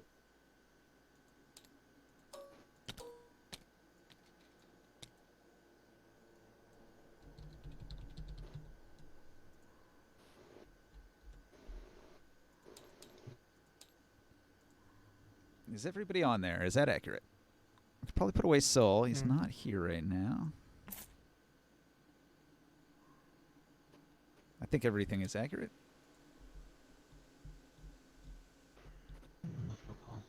Yeah, I'm on there twice. Daggermaw's there. I'm good. Okay, so Daggermaw's got a really high perception check and is going to notice something, but it's a surprise attack that happens. The Banshee had used an ability. Shadow form. It and all its equipment is subsumed in shadow. As a living shadow, you blend perfectly into any other shadow and vanish in darkness. You appear as an unattached shadow in areas of full light.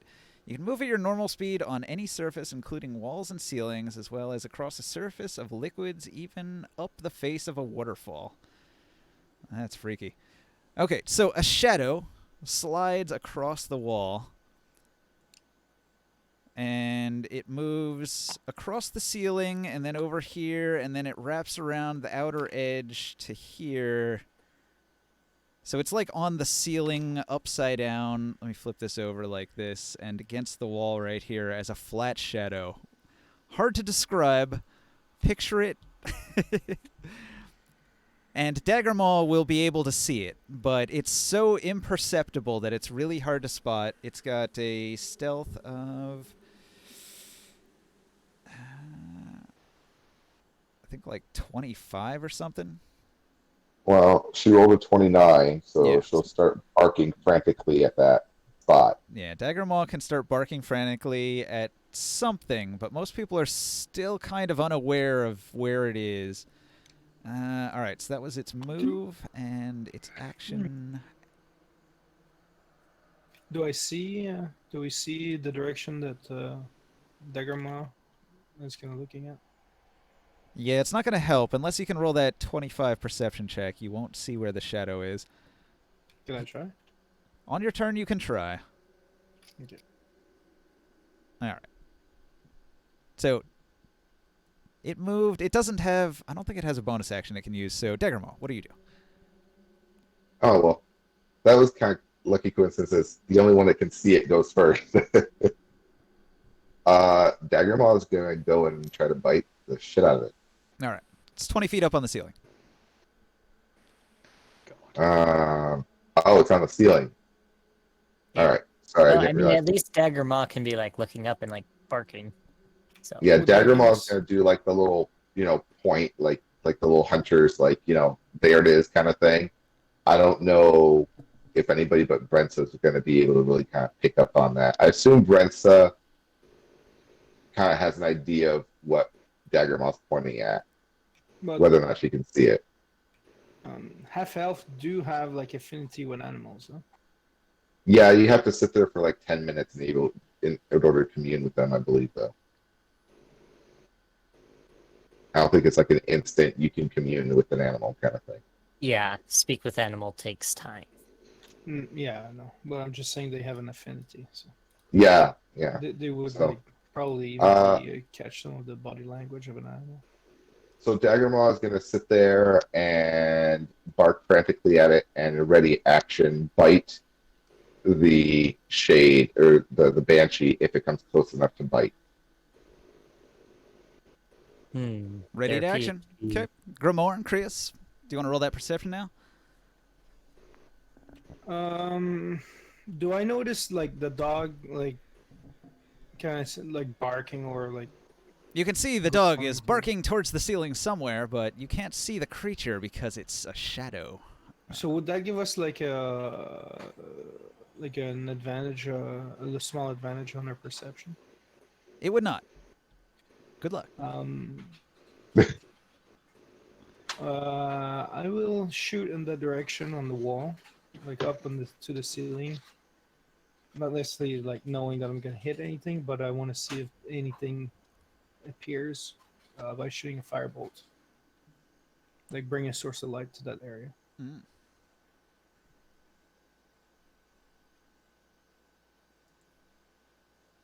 With +7, so 25. All right. You shoot towards the creature. You don't know exactly where it is. You hit some point in the ceiling with your weapon. Your arrow shatters.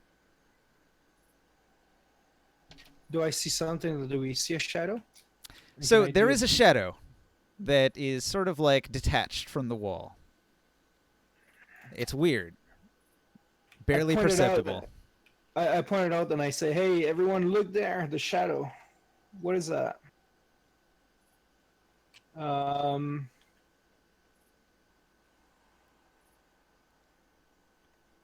is this?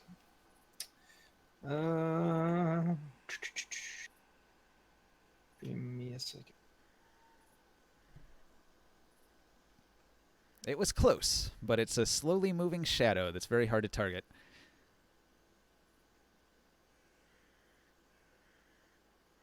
Do you have something else?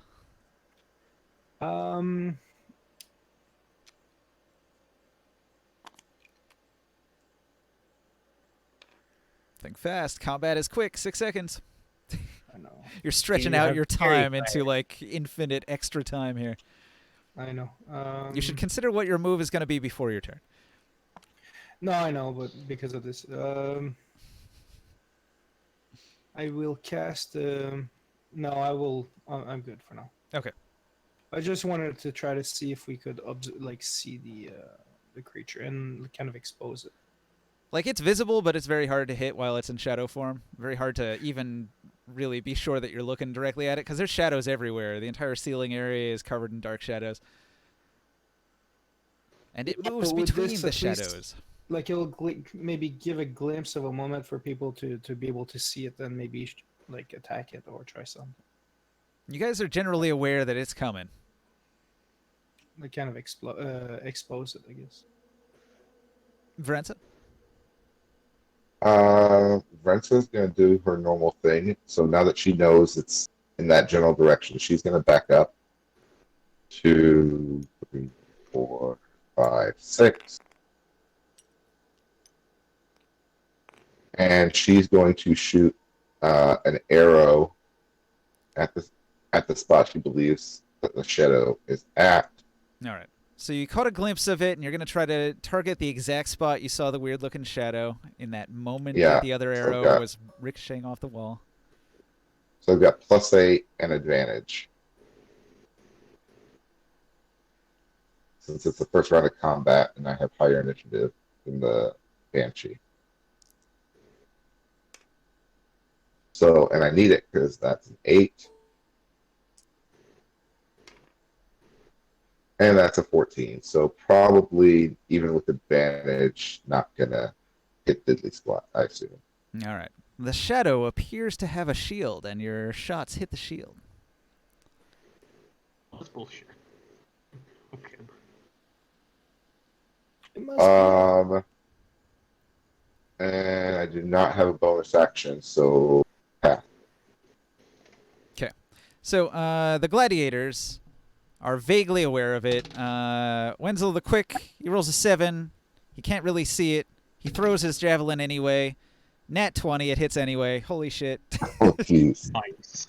Crit. That's pretty wild. I wasn't expecting that. All right, so he does 10 damage with that. Ouch. Nice. He gives a cheer of success. Let me make a note. 2 jav left. All right.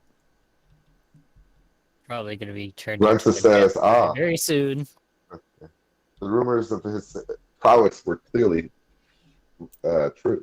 Babungus looks towards the shadow, can't really see it, tries to hit anyway, fails. Let's see. To Chadril, Lisan, they're gonna move towards it, using their weapons in sort of like a melee form. They're gonna get under it so that maybe they can hit it with their weapons. Alright. They don't have the reach, so they're gonna ready action in case it comes close.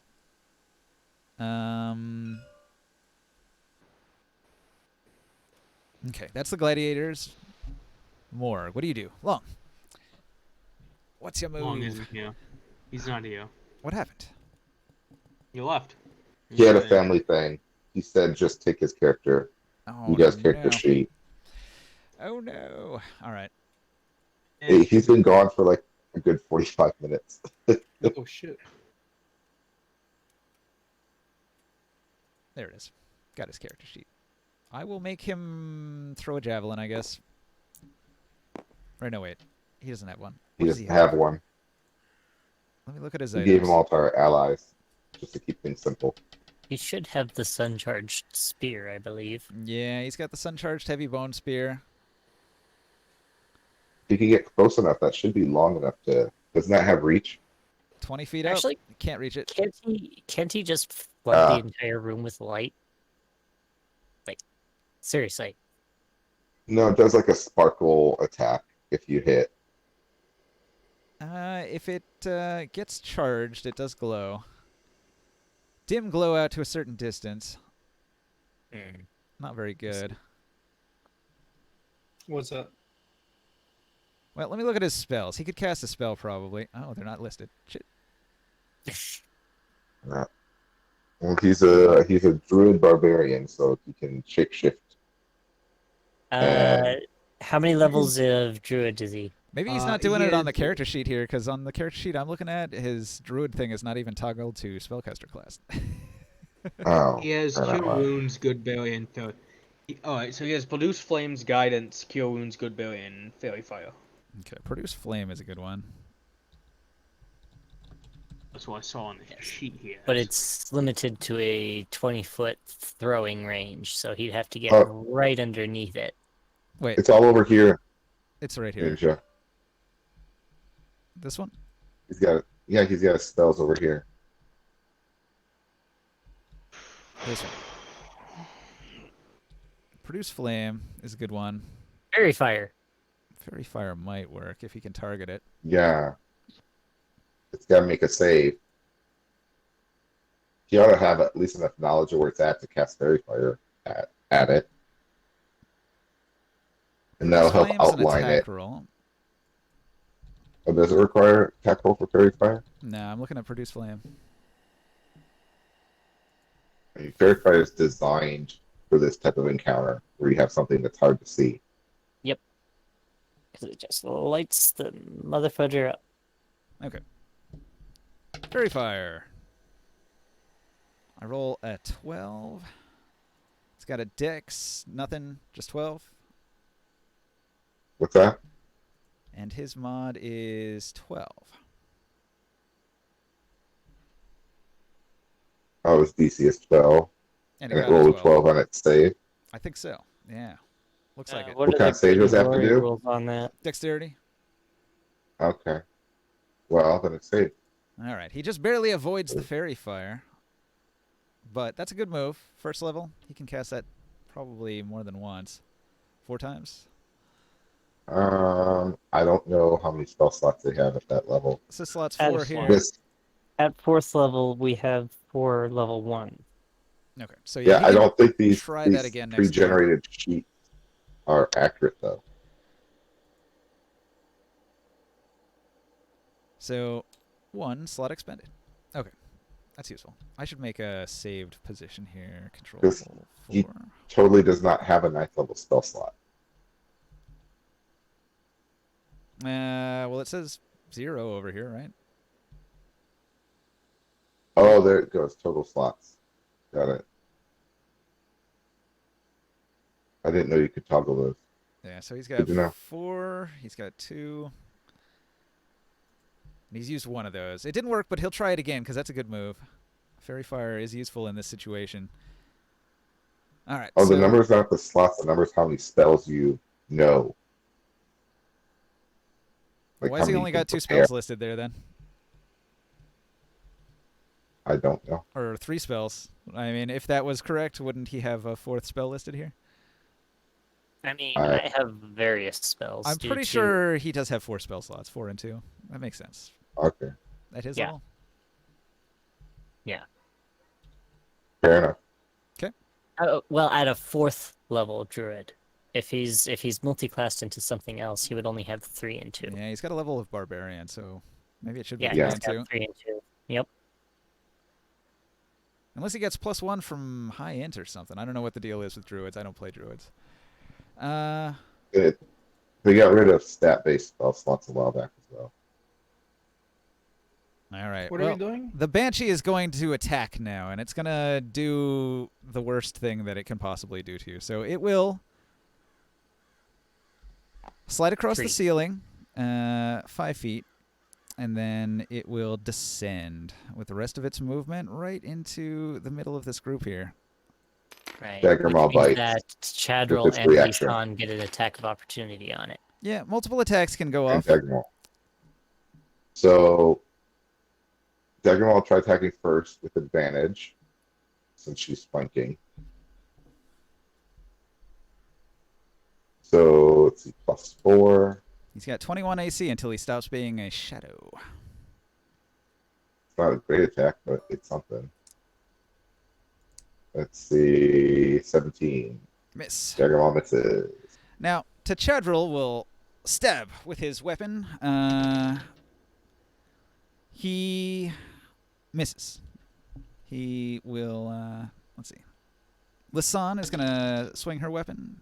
She misses as well. Quick Wenzel is going to swing his weapon. He rolls a fucking 4. He misses with his weapon. Oh, that's not Oh good. my god. Terrible. Are they really gladiator? They are really gladiators. Oh my god. Terrible, terrible. What is this? All right, this is Oh, I'm just outside of that circle. a 10-foot radius Probably gonna, aura probably of gonna death. What? it screamed. Okay, the Banshee screams. Let me look at the thing here. I think I'm just outside of the circle. All right, everybody make a DC 17 con save in there. I think that's just Tachadril just makes a- his That's save. just He Dagger rolls a Ball. 17. DC Lisan 17 con. fails. Yeah, DC 17 con. Okay. Quick Windsor makes Now it. I wish I had a mute spell. Dagger Maw failed. 18. Okay. It does 11 or 5. So everyone who failed took 11 damage. Everyone who saved took only 5 necrotic damage. So, Weak. Lisan, 11 damage. Lets out a scream. Tachadril grunts in pain, but pushes through the 5 damage. Quick Wenzel pushes through the 5 damage. Takes a third of Daggermaw's health away. Dagger Maw's not a happy dog. All right. When it let out its scream, it had to stop using its psionic shadow form. So it is now in physical form here, standing like so in between these guys. So it now has regular armor class. It appears as a dwarf, as he did in life, equipped in all of his equipment. He's got a sword in one hand. He's got a flint short blade in the other. And he's got a look of gritty determination on his face. So that's his move. After that, it is Trexus. All right, so Traxus is going to say a little, "May death be more comforting," and then casts Guiding Bolt at it as a second level spell. All right. Nice. Mess it up. So that's 5d6 of radiant damage. Let me see if I actually have to make any rolls for that. You I have, don't you have think I to make do. that. It's a ranged spell attack, so you have to hit with a spell attack.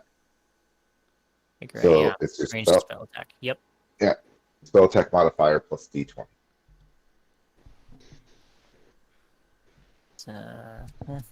He raises his shield, armor class 16. What is your range spell attack? So you have +2, +2. So you have. It should be +4 up here. Track. And then your spell save DC should be. Yeah, 12 is right. 16. I meet. Okay. Big damage. Radiant is one of the things that penetrates all of its many resistances. Yep. So that's 5d6. Oh, this is gonna Since hurt. since I was rolling as a second level spell. Damn, you might get it in one shot.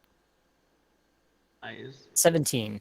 17? All right. That puts it at 27 damage. Not enough to kill it, but you punch a hole in it with your radiant beam, and just like the shadowy form of the undead dwarf recoils in horror as a chunk of its body is evaporated by the light.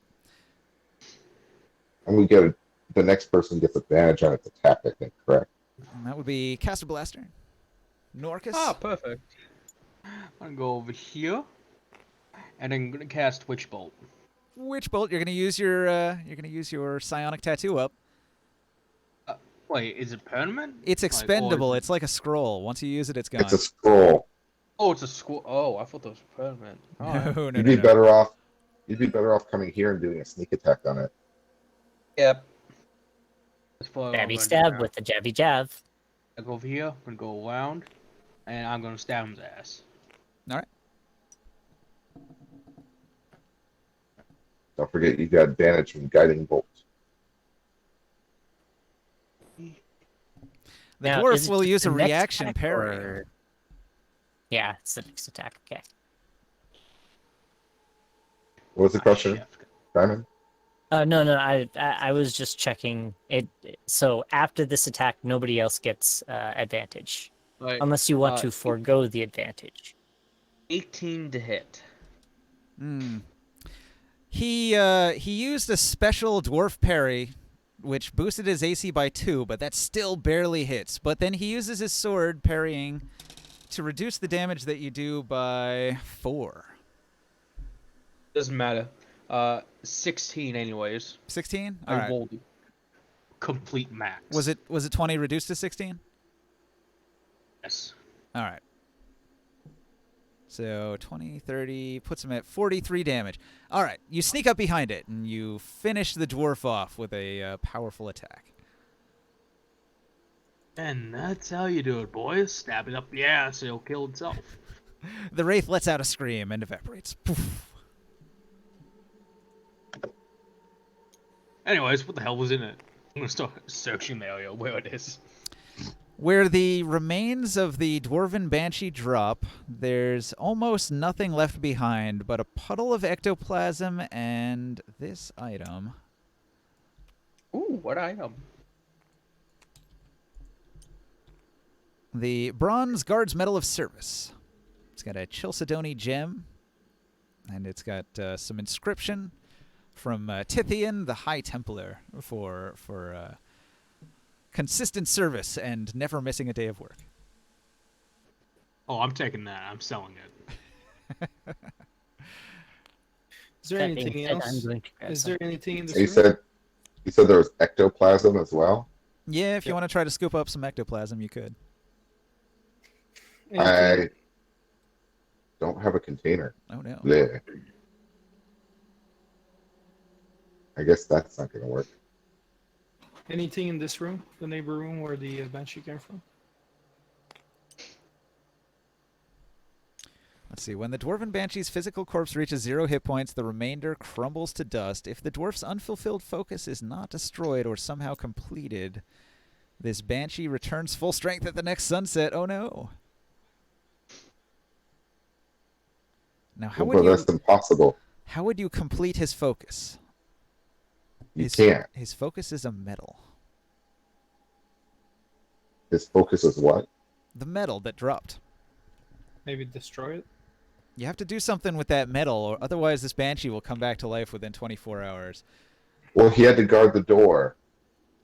Hey, Caster. Not Yes? Caster. Hey, Norcus. Yeah. The front gate. Let's go and nail that metal to the front gate. His goal was to go and guard the gate. If we take that metal of his and nail it to the gate, he'll forever be guarding it. I guess it would be better than selling it then. Alright then. I go upstairs. And if that doesn't work, also we can ask that Dwarven guard. Maybe knows about his mission, knows the mission of this dwarf. Might be able to give us a clue if this doesn't work. Yeah, the dwarf who said that the fallen dwarf Banshee was his brother, he will only know that his brother loved to guard the door and never missed a day of work. So Okay. Like the first plan probably good enough to make him not return. Is there anything else in this I'm gonna. in this room, Ninja? All right. You search around in the underground area here. There's not really much to find here. Some old gladiator loincloths, some bloodied bandages, maybe a couple rusty manacles. You might harvest parts from the tembo, although it was killed with necrosis. Some of the tembo parts are, like the bones and the leather, might still be usable. Oh, I'm okay. sounds like a job for the ranger. Sounds like a job for my other character from the other game. However, there's still all of these javelins. Like, if you really need money, you could pick up that thrown javelin and sell it for like 1,000 gold. Well, I guess you'd get about 500 Well, for it. We're supposed to return those. For the wool. We promised to return the javelins to the armory.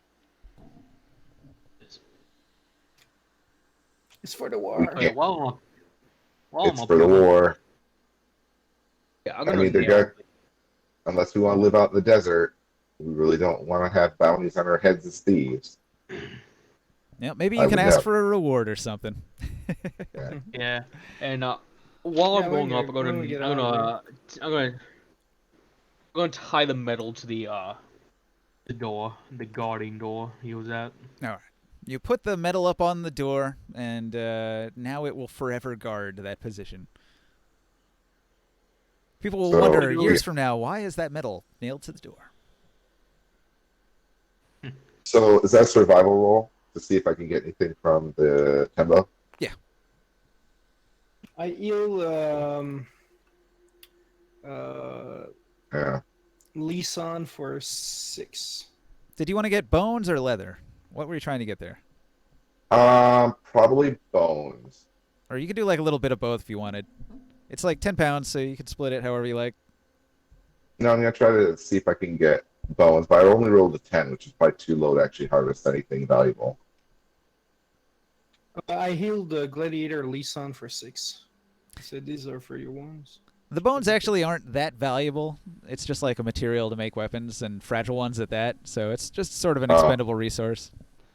So I was just going to let you get the amount that you rolled, which is 10. Okay. 10 pounds of So I bone. got bone. It's like a couple of femurs or something. Maybe a few ribs. Gives her something to make some arrows out of later. Okay, so you solved the problem that you caused. Good job. Congratulations. Mission accomplished. The gladiators are going to hand over their javelins, and they're going to return to the gladiator arena. They only took a little bit of damage. That's not too bad. One banshee scream, it could have been worse. I was expecting there to be a whole basement full of banshees. Yeah, if I had But it done was just the one. if I had done 4 banshees, you guys probably would have lost some people. Yeah. Well, if 4 attacked at once, but if it was like one by one by one, probably wouldn't have been too horrible, but still challenging. Well, anyways, who wants to have the gladiatory battle tournament today? After this. So, are we all in agreement? We're returning all 15 javelins back to I can't recall her name. Sadira. Was it? What's that? Sadira and or- Aegis of Asticles had provided the materials. Yeah. So let's return. We'll return the 10 magical javelins. Yep. Let them know that they were quite handy, 10. Hmm. especially with Quick Windsor. The rumors are true. All right. You return the javelins. They send them back to the armory, and they say, it's excellent that you were able to so handily deal with such a fearsome undead creature. It was really troublesome having it force our gladiators out of the arena and back into the slave pits. Nobody wanted that. So Aegis of Asticles is going to reward each of you, including the gladiators, with 70 ceramic pieces. Whoa, Nice. that's a nice reward. 70 CP, huh? Everyone gets 70 CP. I have 153 now. Nice. Thank you for the price. Aegis nods No. and he says, I am a noble. I can afford to help you out since you helped out the city of Tyr.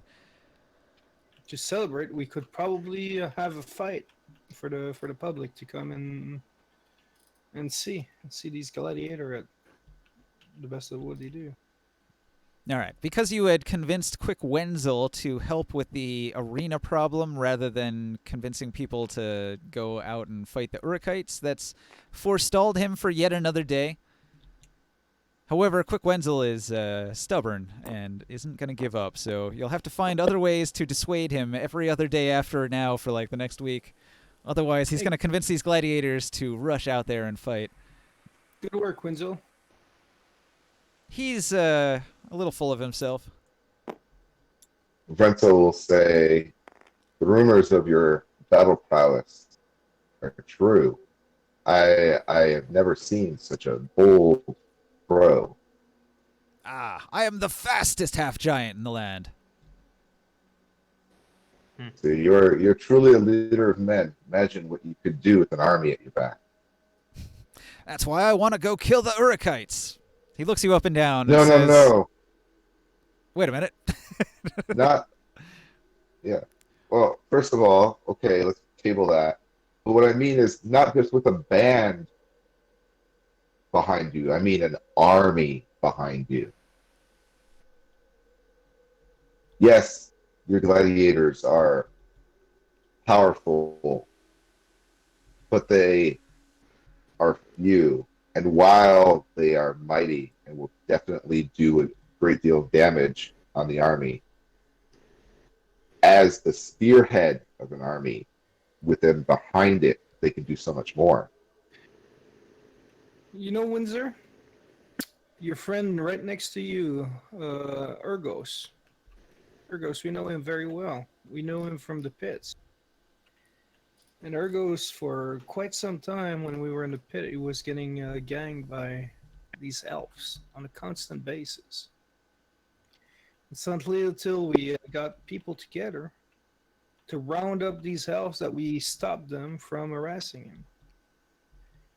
You know, if the gladiators just go on their own, you most likely will be like Urgos during that time. Probably would be better if you fought as a group with us. All right. So you continue to try to convince him. Good enough for today.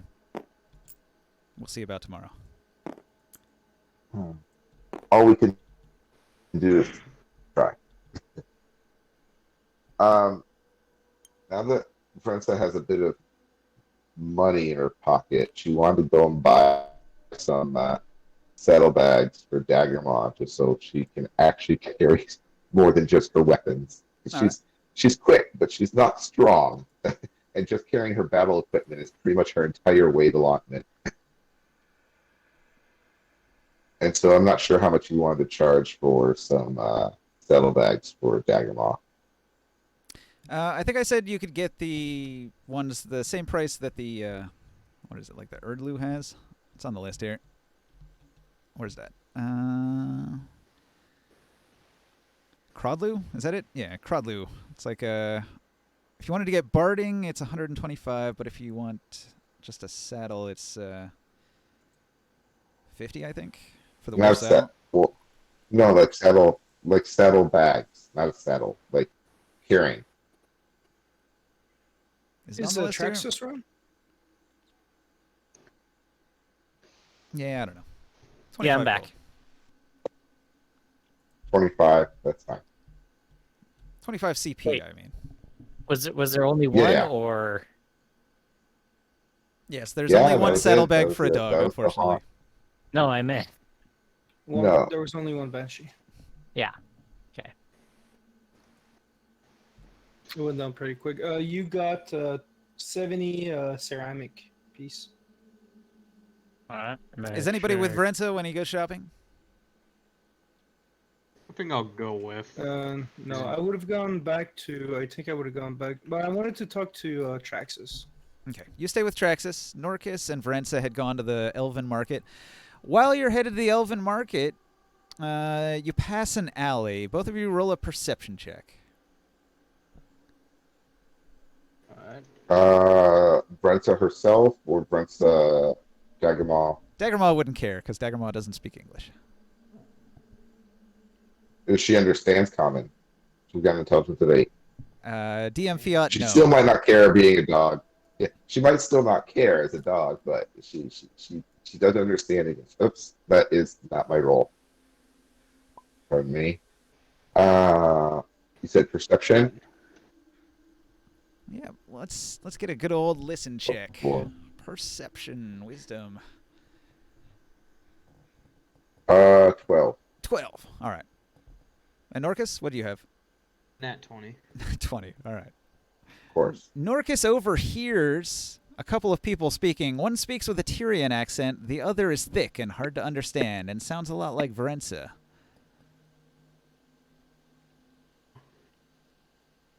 Alright then. I'm gonna check the corner a bit, see if what I see. Are you sneaking? Have you rolled Yes. stealth? Yeah, I'm gonna sneak. A minute.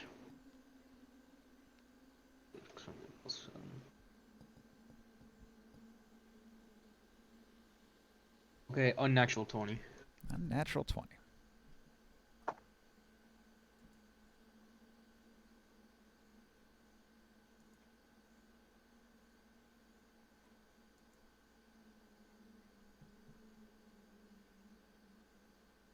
Damn, your roller's on fire tonight.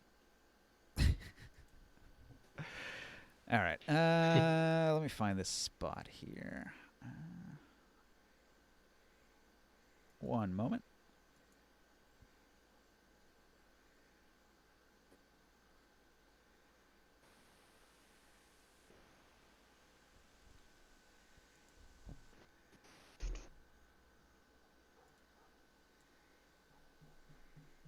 Gotta find the spot in the book. The way they lay these books out is hyper annoying. It's like, here's the player's book, and here's the DM book, and I have to constantly scroll between the two. Worst design choice ever.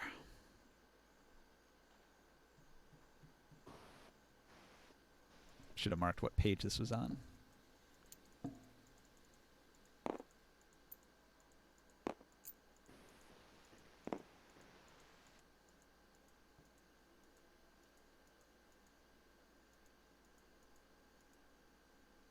All right. The first speaker says, "You can learn. I rely on your information. I suggest you come up with more useful news and quickly." Speaker 2 says, "Look, you don't understand how difficult this is. If word got to the wrong people, and there are expenses."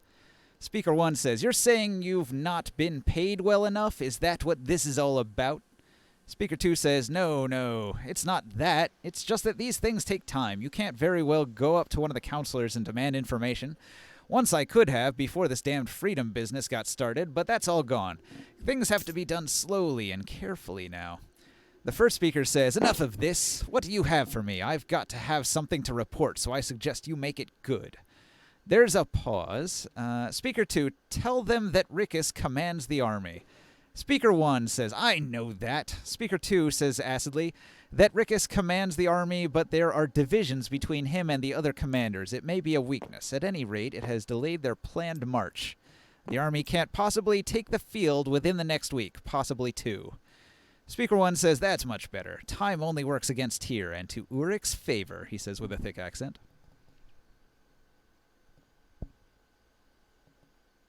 Do these look heavily armored? One of them. Hang on. Let me look at their info here. Like, I need a discreet description of that Urkite, because I think I just found myself a spy.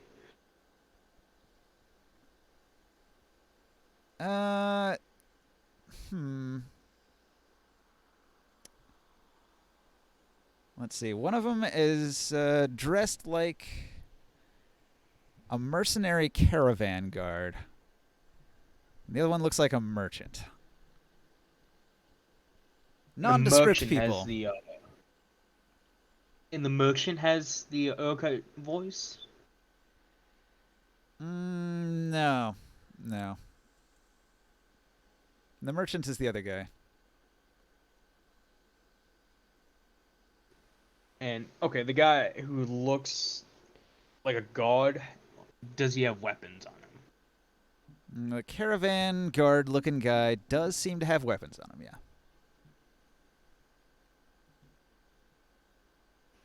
Alright. Do you wish to make a sneak attack now that you've got the drop on them? Yes. That's what I'm going to do. Okay, and I'm... Natural 20 from behind. Nat 20. Okay, hang on. Let me get these guys. Is your roller, like, broken? How do you keep rolling 20s 3 times in a row? I honestly have no idea.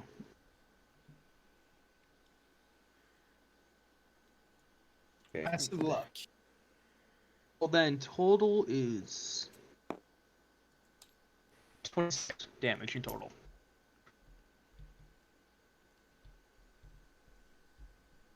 Put your figurine over here where the combat happened a minute ago.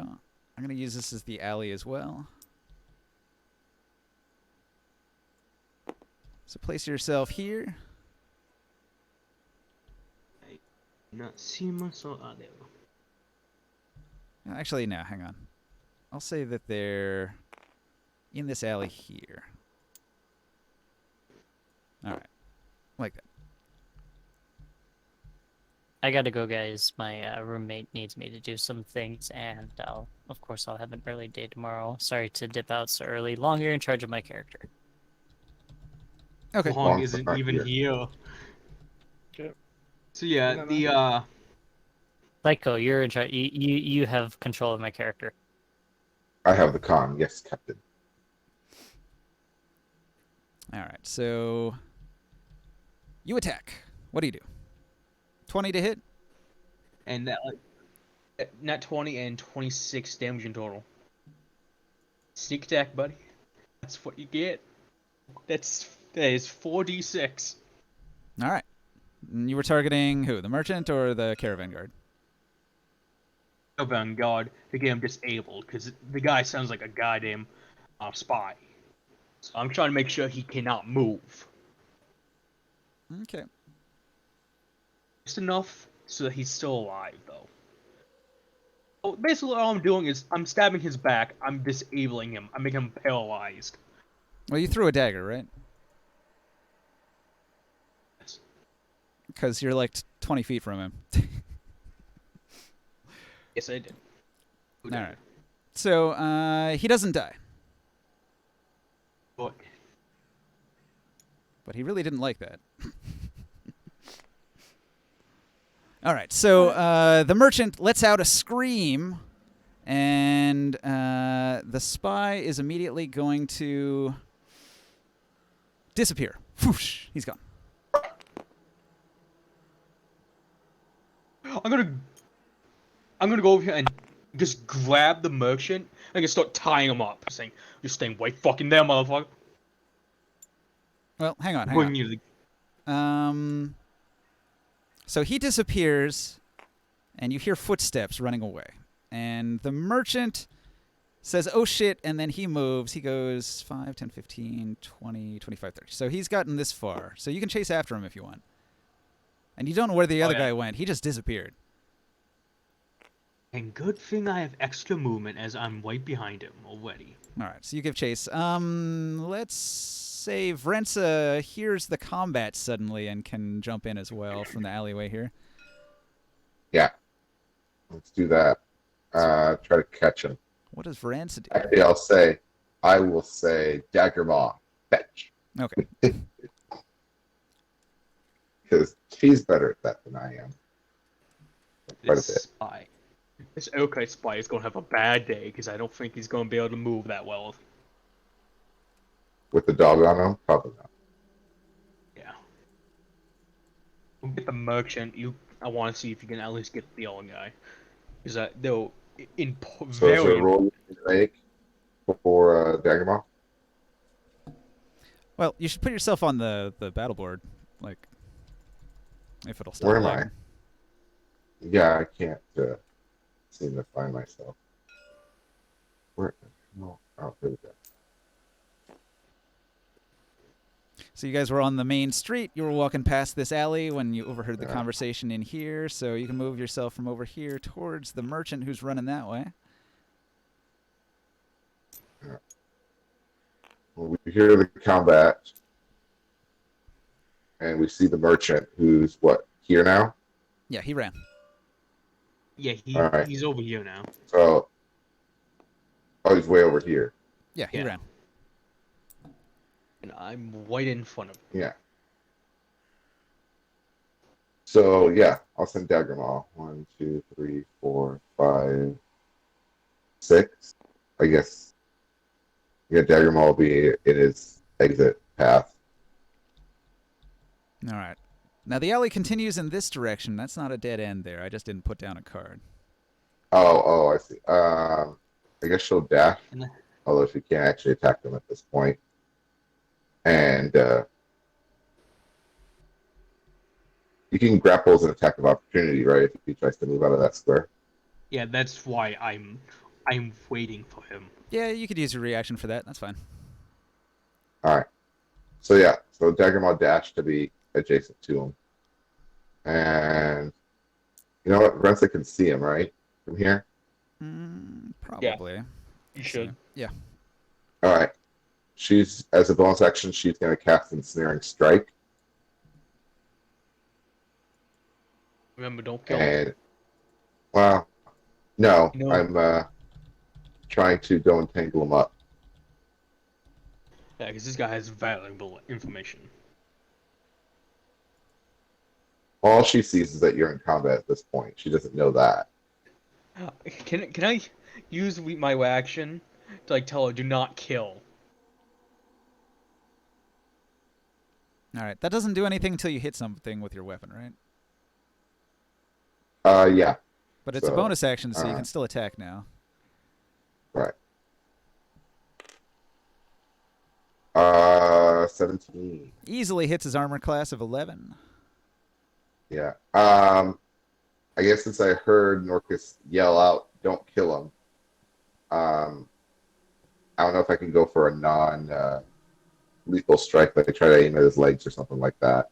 What are you attacking with? You're gonna shoot him in the knee. All right. We're attacking him. Yeah, shoot him in the knee with the enchanted arrow. Sounds good.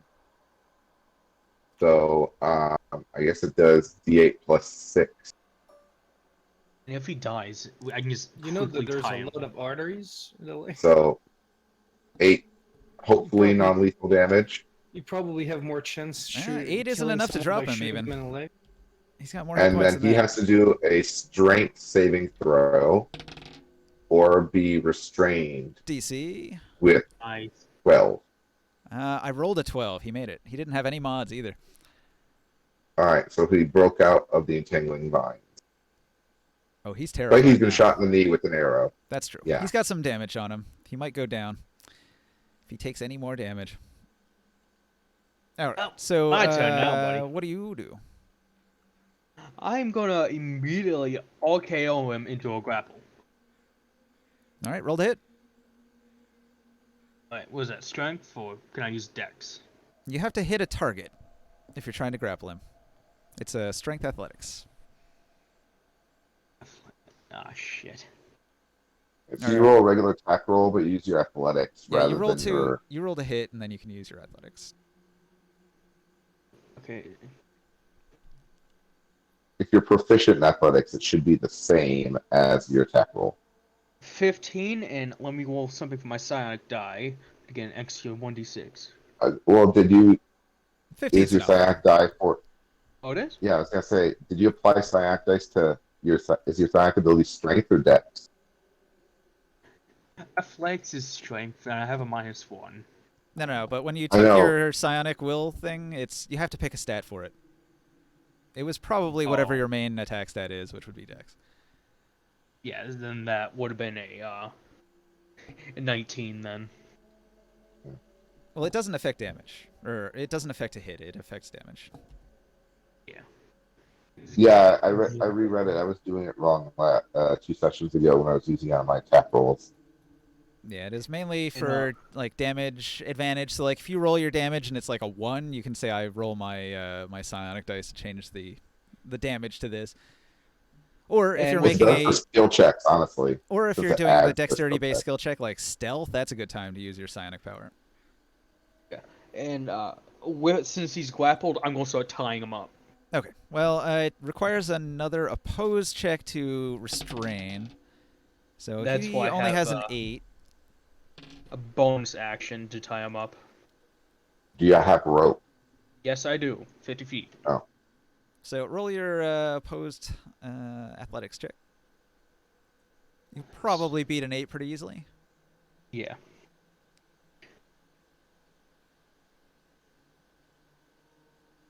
He struggles about, trying not to be fully restrained, even though you've got him in a hold.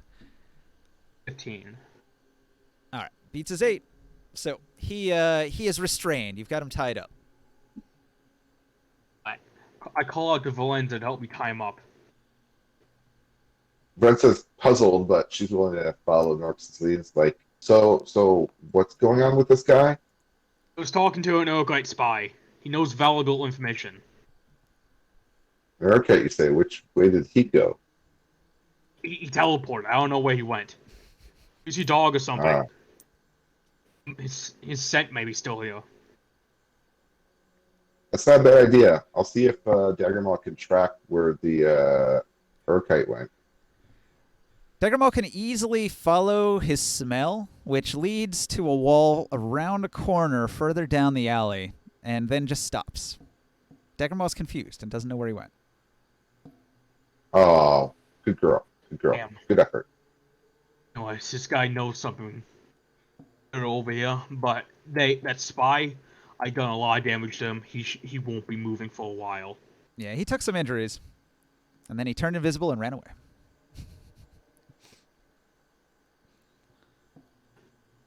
Help me get this guy to the king. All right, so you're going to take him, do you want to take him directly to Tithian, or are you going to take him to, like, the Templar Guard? They're sort of like the law in the city. Yeah. Yeah, whoever Valenta thinks is best, to be honest. Well, Rensa's got contacts with the authorities, given her background, so I think she'd suggest taking him to the nearest Templar station. Okay. All right, then. You take him to the guards. The guards... It's easy to tell they have red and blue torches up front. Do you report the other one that got away? Yes, I described exactly Ren's- what the other guy looks like. Rensa just, she never saw the other one. Right. So she's just going to say, apparently this guy was acting quite suspiciously in the alleyway.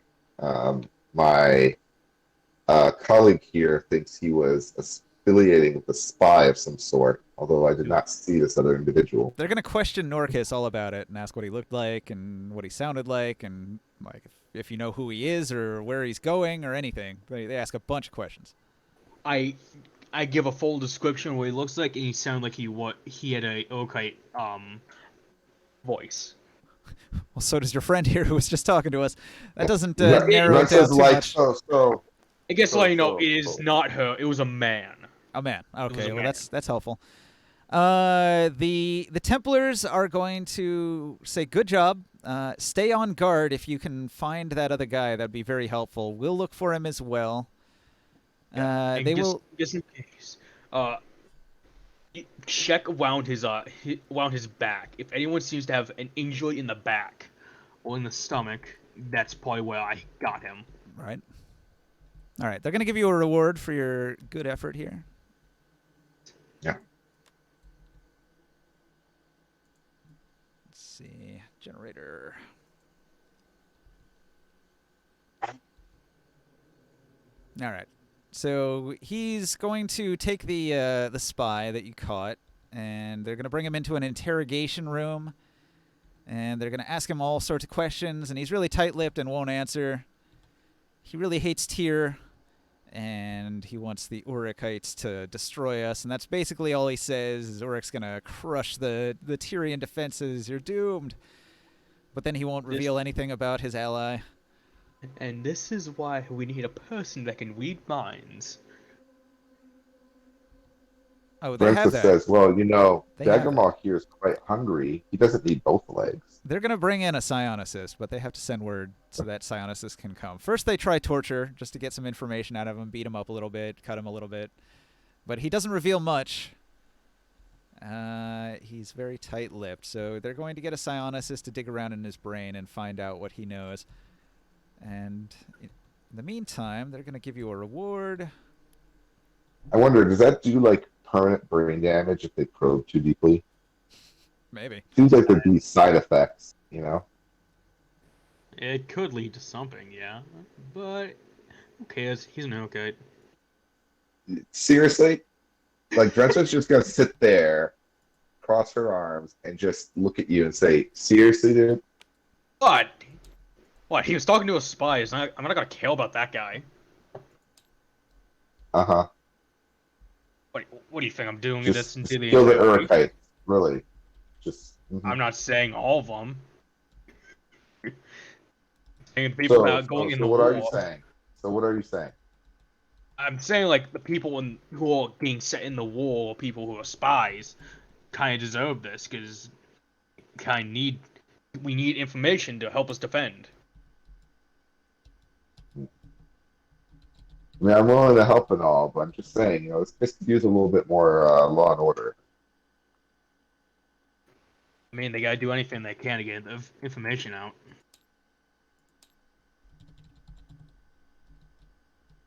If the worst was to come, then something permanent may happen. Dagger. It does 21d4 slashing damage. What? Piercing 1 metal finesse. Okay. You should read things until I finish typing. Oh, I'm definitely taking that. No, That's he gives fire. one of them to each of you. Don't be grabby. Damn it. 4 gold. That's replacing one of my bone daggers. Oh, it's Holy iron. shit, that's expensive. 4 gold is 400 ceramics. Well, you just caught an Urukite spy that was, like, probably going to get a lot of people killed. So this is, like, a big deal to them. They consider this something that deserves a good reward, so they give you a good reward. I know which one I'm using. It won't break, so that's gonna be perfect. Well, the best thing is that that dagger is not gonna damage. It is a Yeah. weapon impervious to most damage. But just a Go, dagger. boy. I mean, any dagger helps, Well, I guess. You got 2 decks, melee / range types. I mean, we couldn't have gotten a much better reward than that. Yeah. Oh, that's like, I have like a dagger belt now. I have 4 of them, so. I mean, it definitely does better than my my bronze dagger. I have like 2 bone daggers and an amphibian one. And now I got this one. I know my primary use now. Use the other ones as throwing daggers. Keep the iron dagger close. Yes. Do you even need throwing daggers though, since you do that whole side blade thing? Oh, you can only don't do that so much, right? Before you Yeah, get I tired. I can only do that so much. And besides, I don't think I can use sneak attack on them actually.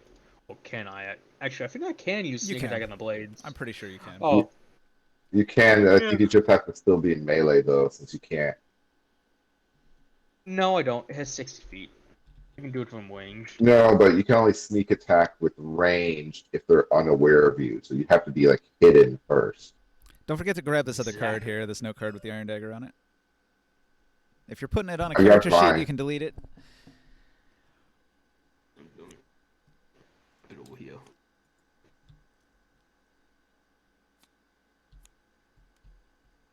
Should we call tonight? Because there's only like 3 of us. Yeah, that'd be all right. I mean- I went through most of the material I had prepared pretty quick there. So I'm running out of stuff that I can present. It was I mean, a it's lot. pretty much. Man, I feel like I was talking a Hey. lot tonight. I was wondering if we would have been able to get another attempt to convince that one noble guy Convince him what? to join our force. The one that wanted the swords. I would well not do it No. to get something dirt it's on okay. him. Well, he said We he still would need blackmail on hand. he would help you if you provided 10 iron swords, which is a real expensive tall order there. Yeah, no, maybe not this week, but I was thinking because I was hoping to maybe Traxxas could be there. Like we need to be able to, I think, to talk to his workers. You might try something else. I mean, aside from the swords, you might negotiate something different. Or, Yeah. like you're saying, you might try to go after his servant. His servant didn't seem to like him very much when he was getting yelled at there. Yeah, that's what we should probably do. Get some dirt on his ass so we can get this easily. Yeah, well, maybe we can do that next week, when everybody, when there's more people. There's actually several characters that you could research, but you would need to do a downtime activity for like a day, where you just go around and investigate and ask questions. About this guy. Well, about any of the nobles. So you could go around town and ask about nobles, and they'll tell you something about them. And you've got several. You've got the Minther guy. You've got what's his other name? What is the other guy's name? Travalis. That's it. Senator Travalis over here, and then you have Senator Minther. which is the one that had you blow up the grain silo. I should get a figurine for him. Maybe it'll be this one over here. Yeah. No, that's Vildine. So, yeah, you could spend some downtime asking around town to learn about any of the nobility if you wanted. But Yeah, it is can I do that? time-consuming to do so. It'll eat up most of a day. Can I do that? And I was wondering it too, like before. Well, that's sort of something that like you have to decide as a group if you're all going to take some Okay. downtime. But I'm sure nobody would complain. Well, after the fight and all that, I was gonna go to Orosto and see if he needed some help, and I was gonna give him 7 of my coppers. All right. Your ceramic pieces, you mean? Yes, ceramic pieces, All right. just to help him out with, whatever he's done. So he'll give you some meditation practice. He'll tell you how important it is. Concentration is everything. All psionic abilities require concentration. You must focus your mind, focus your effort, and produce the effect you wish. He already taught me a little bit about how to bring the ability. Yep. The one thing though is that I already have my wisdom to 20, and this gives me like an additional point, I guess. Increase 1 ability score. Yeah, it caps at 20. Certain things will say your maximum is increased as well, but unless you have those items, you can't go above 20, so you'd probably want to spend that point on something else. Yeah, I might need to do that. But the thing is that really, like most of my attacks and my spells, it's all wisdom. So Yep. They do that intentionally. They don't want you to be able to like break the game by making your to-hit modifier way higher than the armor class of enemies at your level. so it's your hit modifier. Yeah, your wisdom, if wisdom's your spellcasting modifier, yeah. But if I have, like, for example, Searing Smite, which the hit modifier is Constitution 15. Well, you mean like the DC 15 Yeah, to... the DC. Yeah, so that wouldn't affect that, though. It does. Your DC and your to hit with spells is affected by your spellcasting stat, which is wisdom for clerics. However, Maybe I if you're should already do- at 20, you can't get any higher there. The only way you can improve is proficiency. And that doesn't improve your DC. Really, Oh, it DC is doesn't. hard to improve. There are certain items that will make it better, but they are rare. Yeah, that'd be Very only my rare. wisdom. Shoot.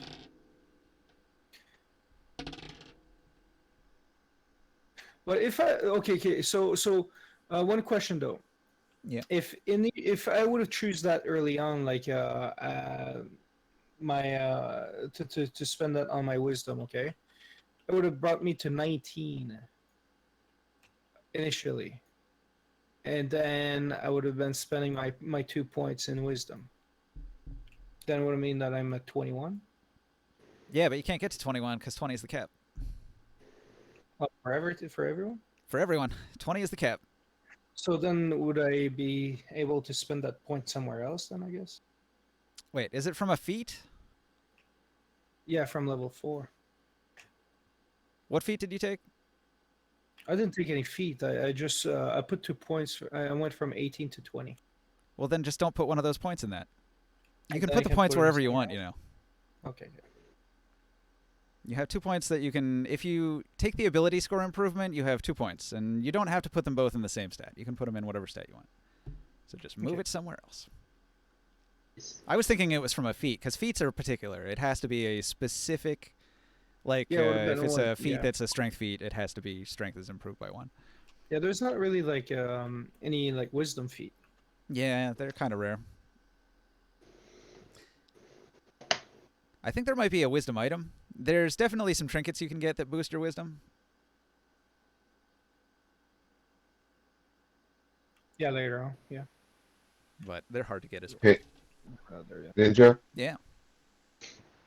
Since I've got a bit of spare inventory now and some money, I'm making some purchases. I put it in the chat. Blanket, miner's pick, block and tackle, hammer, rope, glass flask. Sounds good. I don't know why the dollar sign ampersand showed up. Those are supposed to be CP, and for some reason it's making some weird symbol in the chat. Yeah, whatever. I'm not Just- too worried about it. I get the gist of it. Yeah. Yeah. Just deduct the amount of money and add the items to your character sheet. Yep.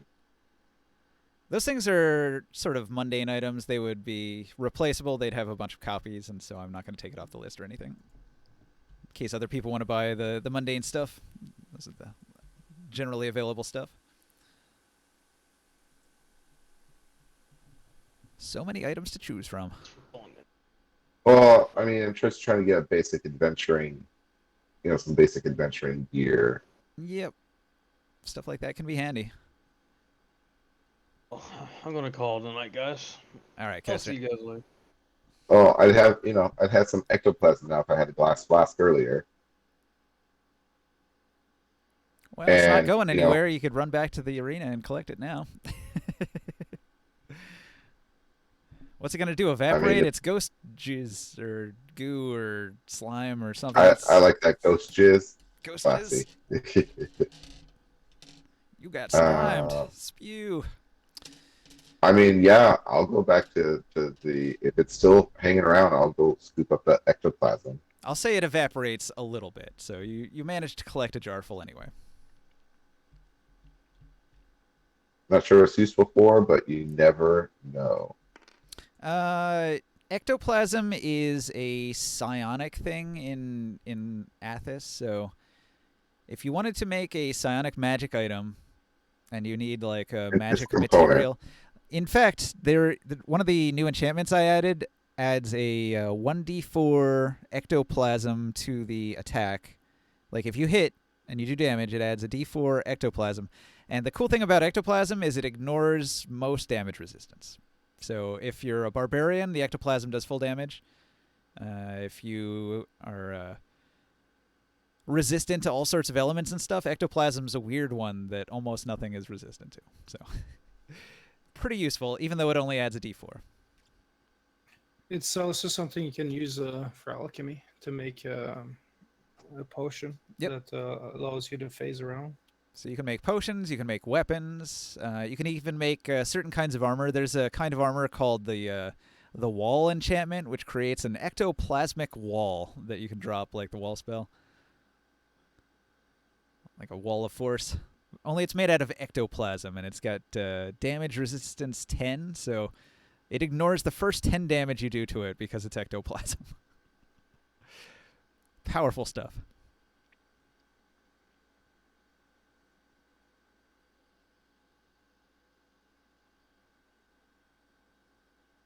How much is it? 50 feet of rope weigh? 10 Is pounds? it 5 pounds? 10? 10. Okay. It's heavy. Let's see. The mine's pick is 5. The blocking tackle is 5. The hammer's 3, I think, right? I think you can get a silk rope. It's a little bit lighter. Yeah, but all they had in the store was standard rope. If you want to buy a silk rope for 10 CP, you can do that. And it only weighs 5 How pounds. much is a normal one? 1 CP, right? Yeah, I think so. So it's an extra 9. Okay, I'll put silk rope. And how much does silk rope weigh instead? 5 pounds. It's half the weight of a hemp rope. Yeah, I'll do that. Thank you. Yeah, it's oil of ether realness. Etherealness. Materialness, yeah. You apply that on your equipment, and then it takes 10 minutes, and applying this oil takes 10 minutes. The affected creature then gain the effect of the Etherealness spell for 1 hour.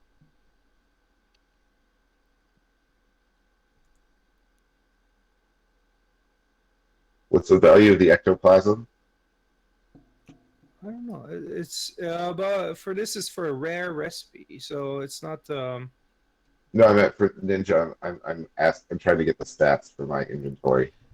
Of the stuff I picked up. Ectoplasm is, I think it's 150 CP per pound, and a jar holds a half pound. So 75 CP, and then the weight would be 0.5. I think so, yeah.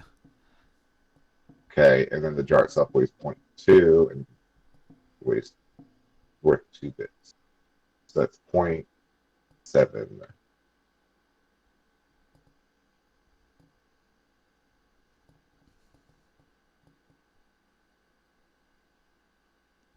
Etherealness is tricky because you can't do anything when you're ethereal, but nothing can hurt you. So it's a good escape. It's a nice little kind of an escape type of thing. Yeah, a good escape item. It's right up there with that vampire ability to just turn into mist. Yeah. Well, I do have some ectoplasm on my other character in the other game. And I was thinking that could actually be pretty useful to be able to sneak around. It lasts an hour, so you could probably sneak into something, and then once your hour is gone, then you're in the new area. For sure. Oh, yeah. Great for sneaking into places. Mm-hmm. I'm going to grab 4 extra glass flasks. They're 2 bits each, right? Yeah. Yep.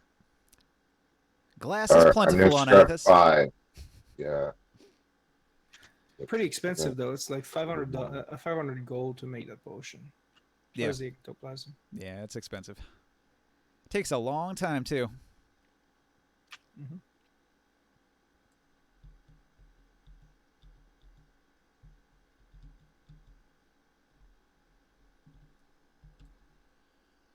All right. Seems like we're winding down. I'm going to end the stream. Thanks for watching out there in Twitch land. It's been fun. We'll be back when? No. Sunday. Saturday. Yeah, we changed it to Saturday, didn't we? I'm not exactly sure anymore. Like, there's no decision that was made yet, I think. They're still talking about it. All right. Well, we'll be back either Saturday or Sunday sometime this weekend. Count on it. So, adios.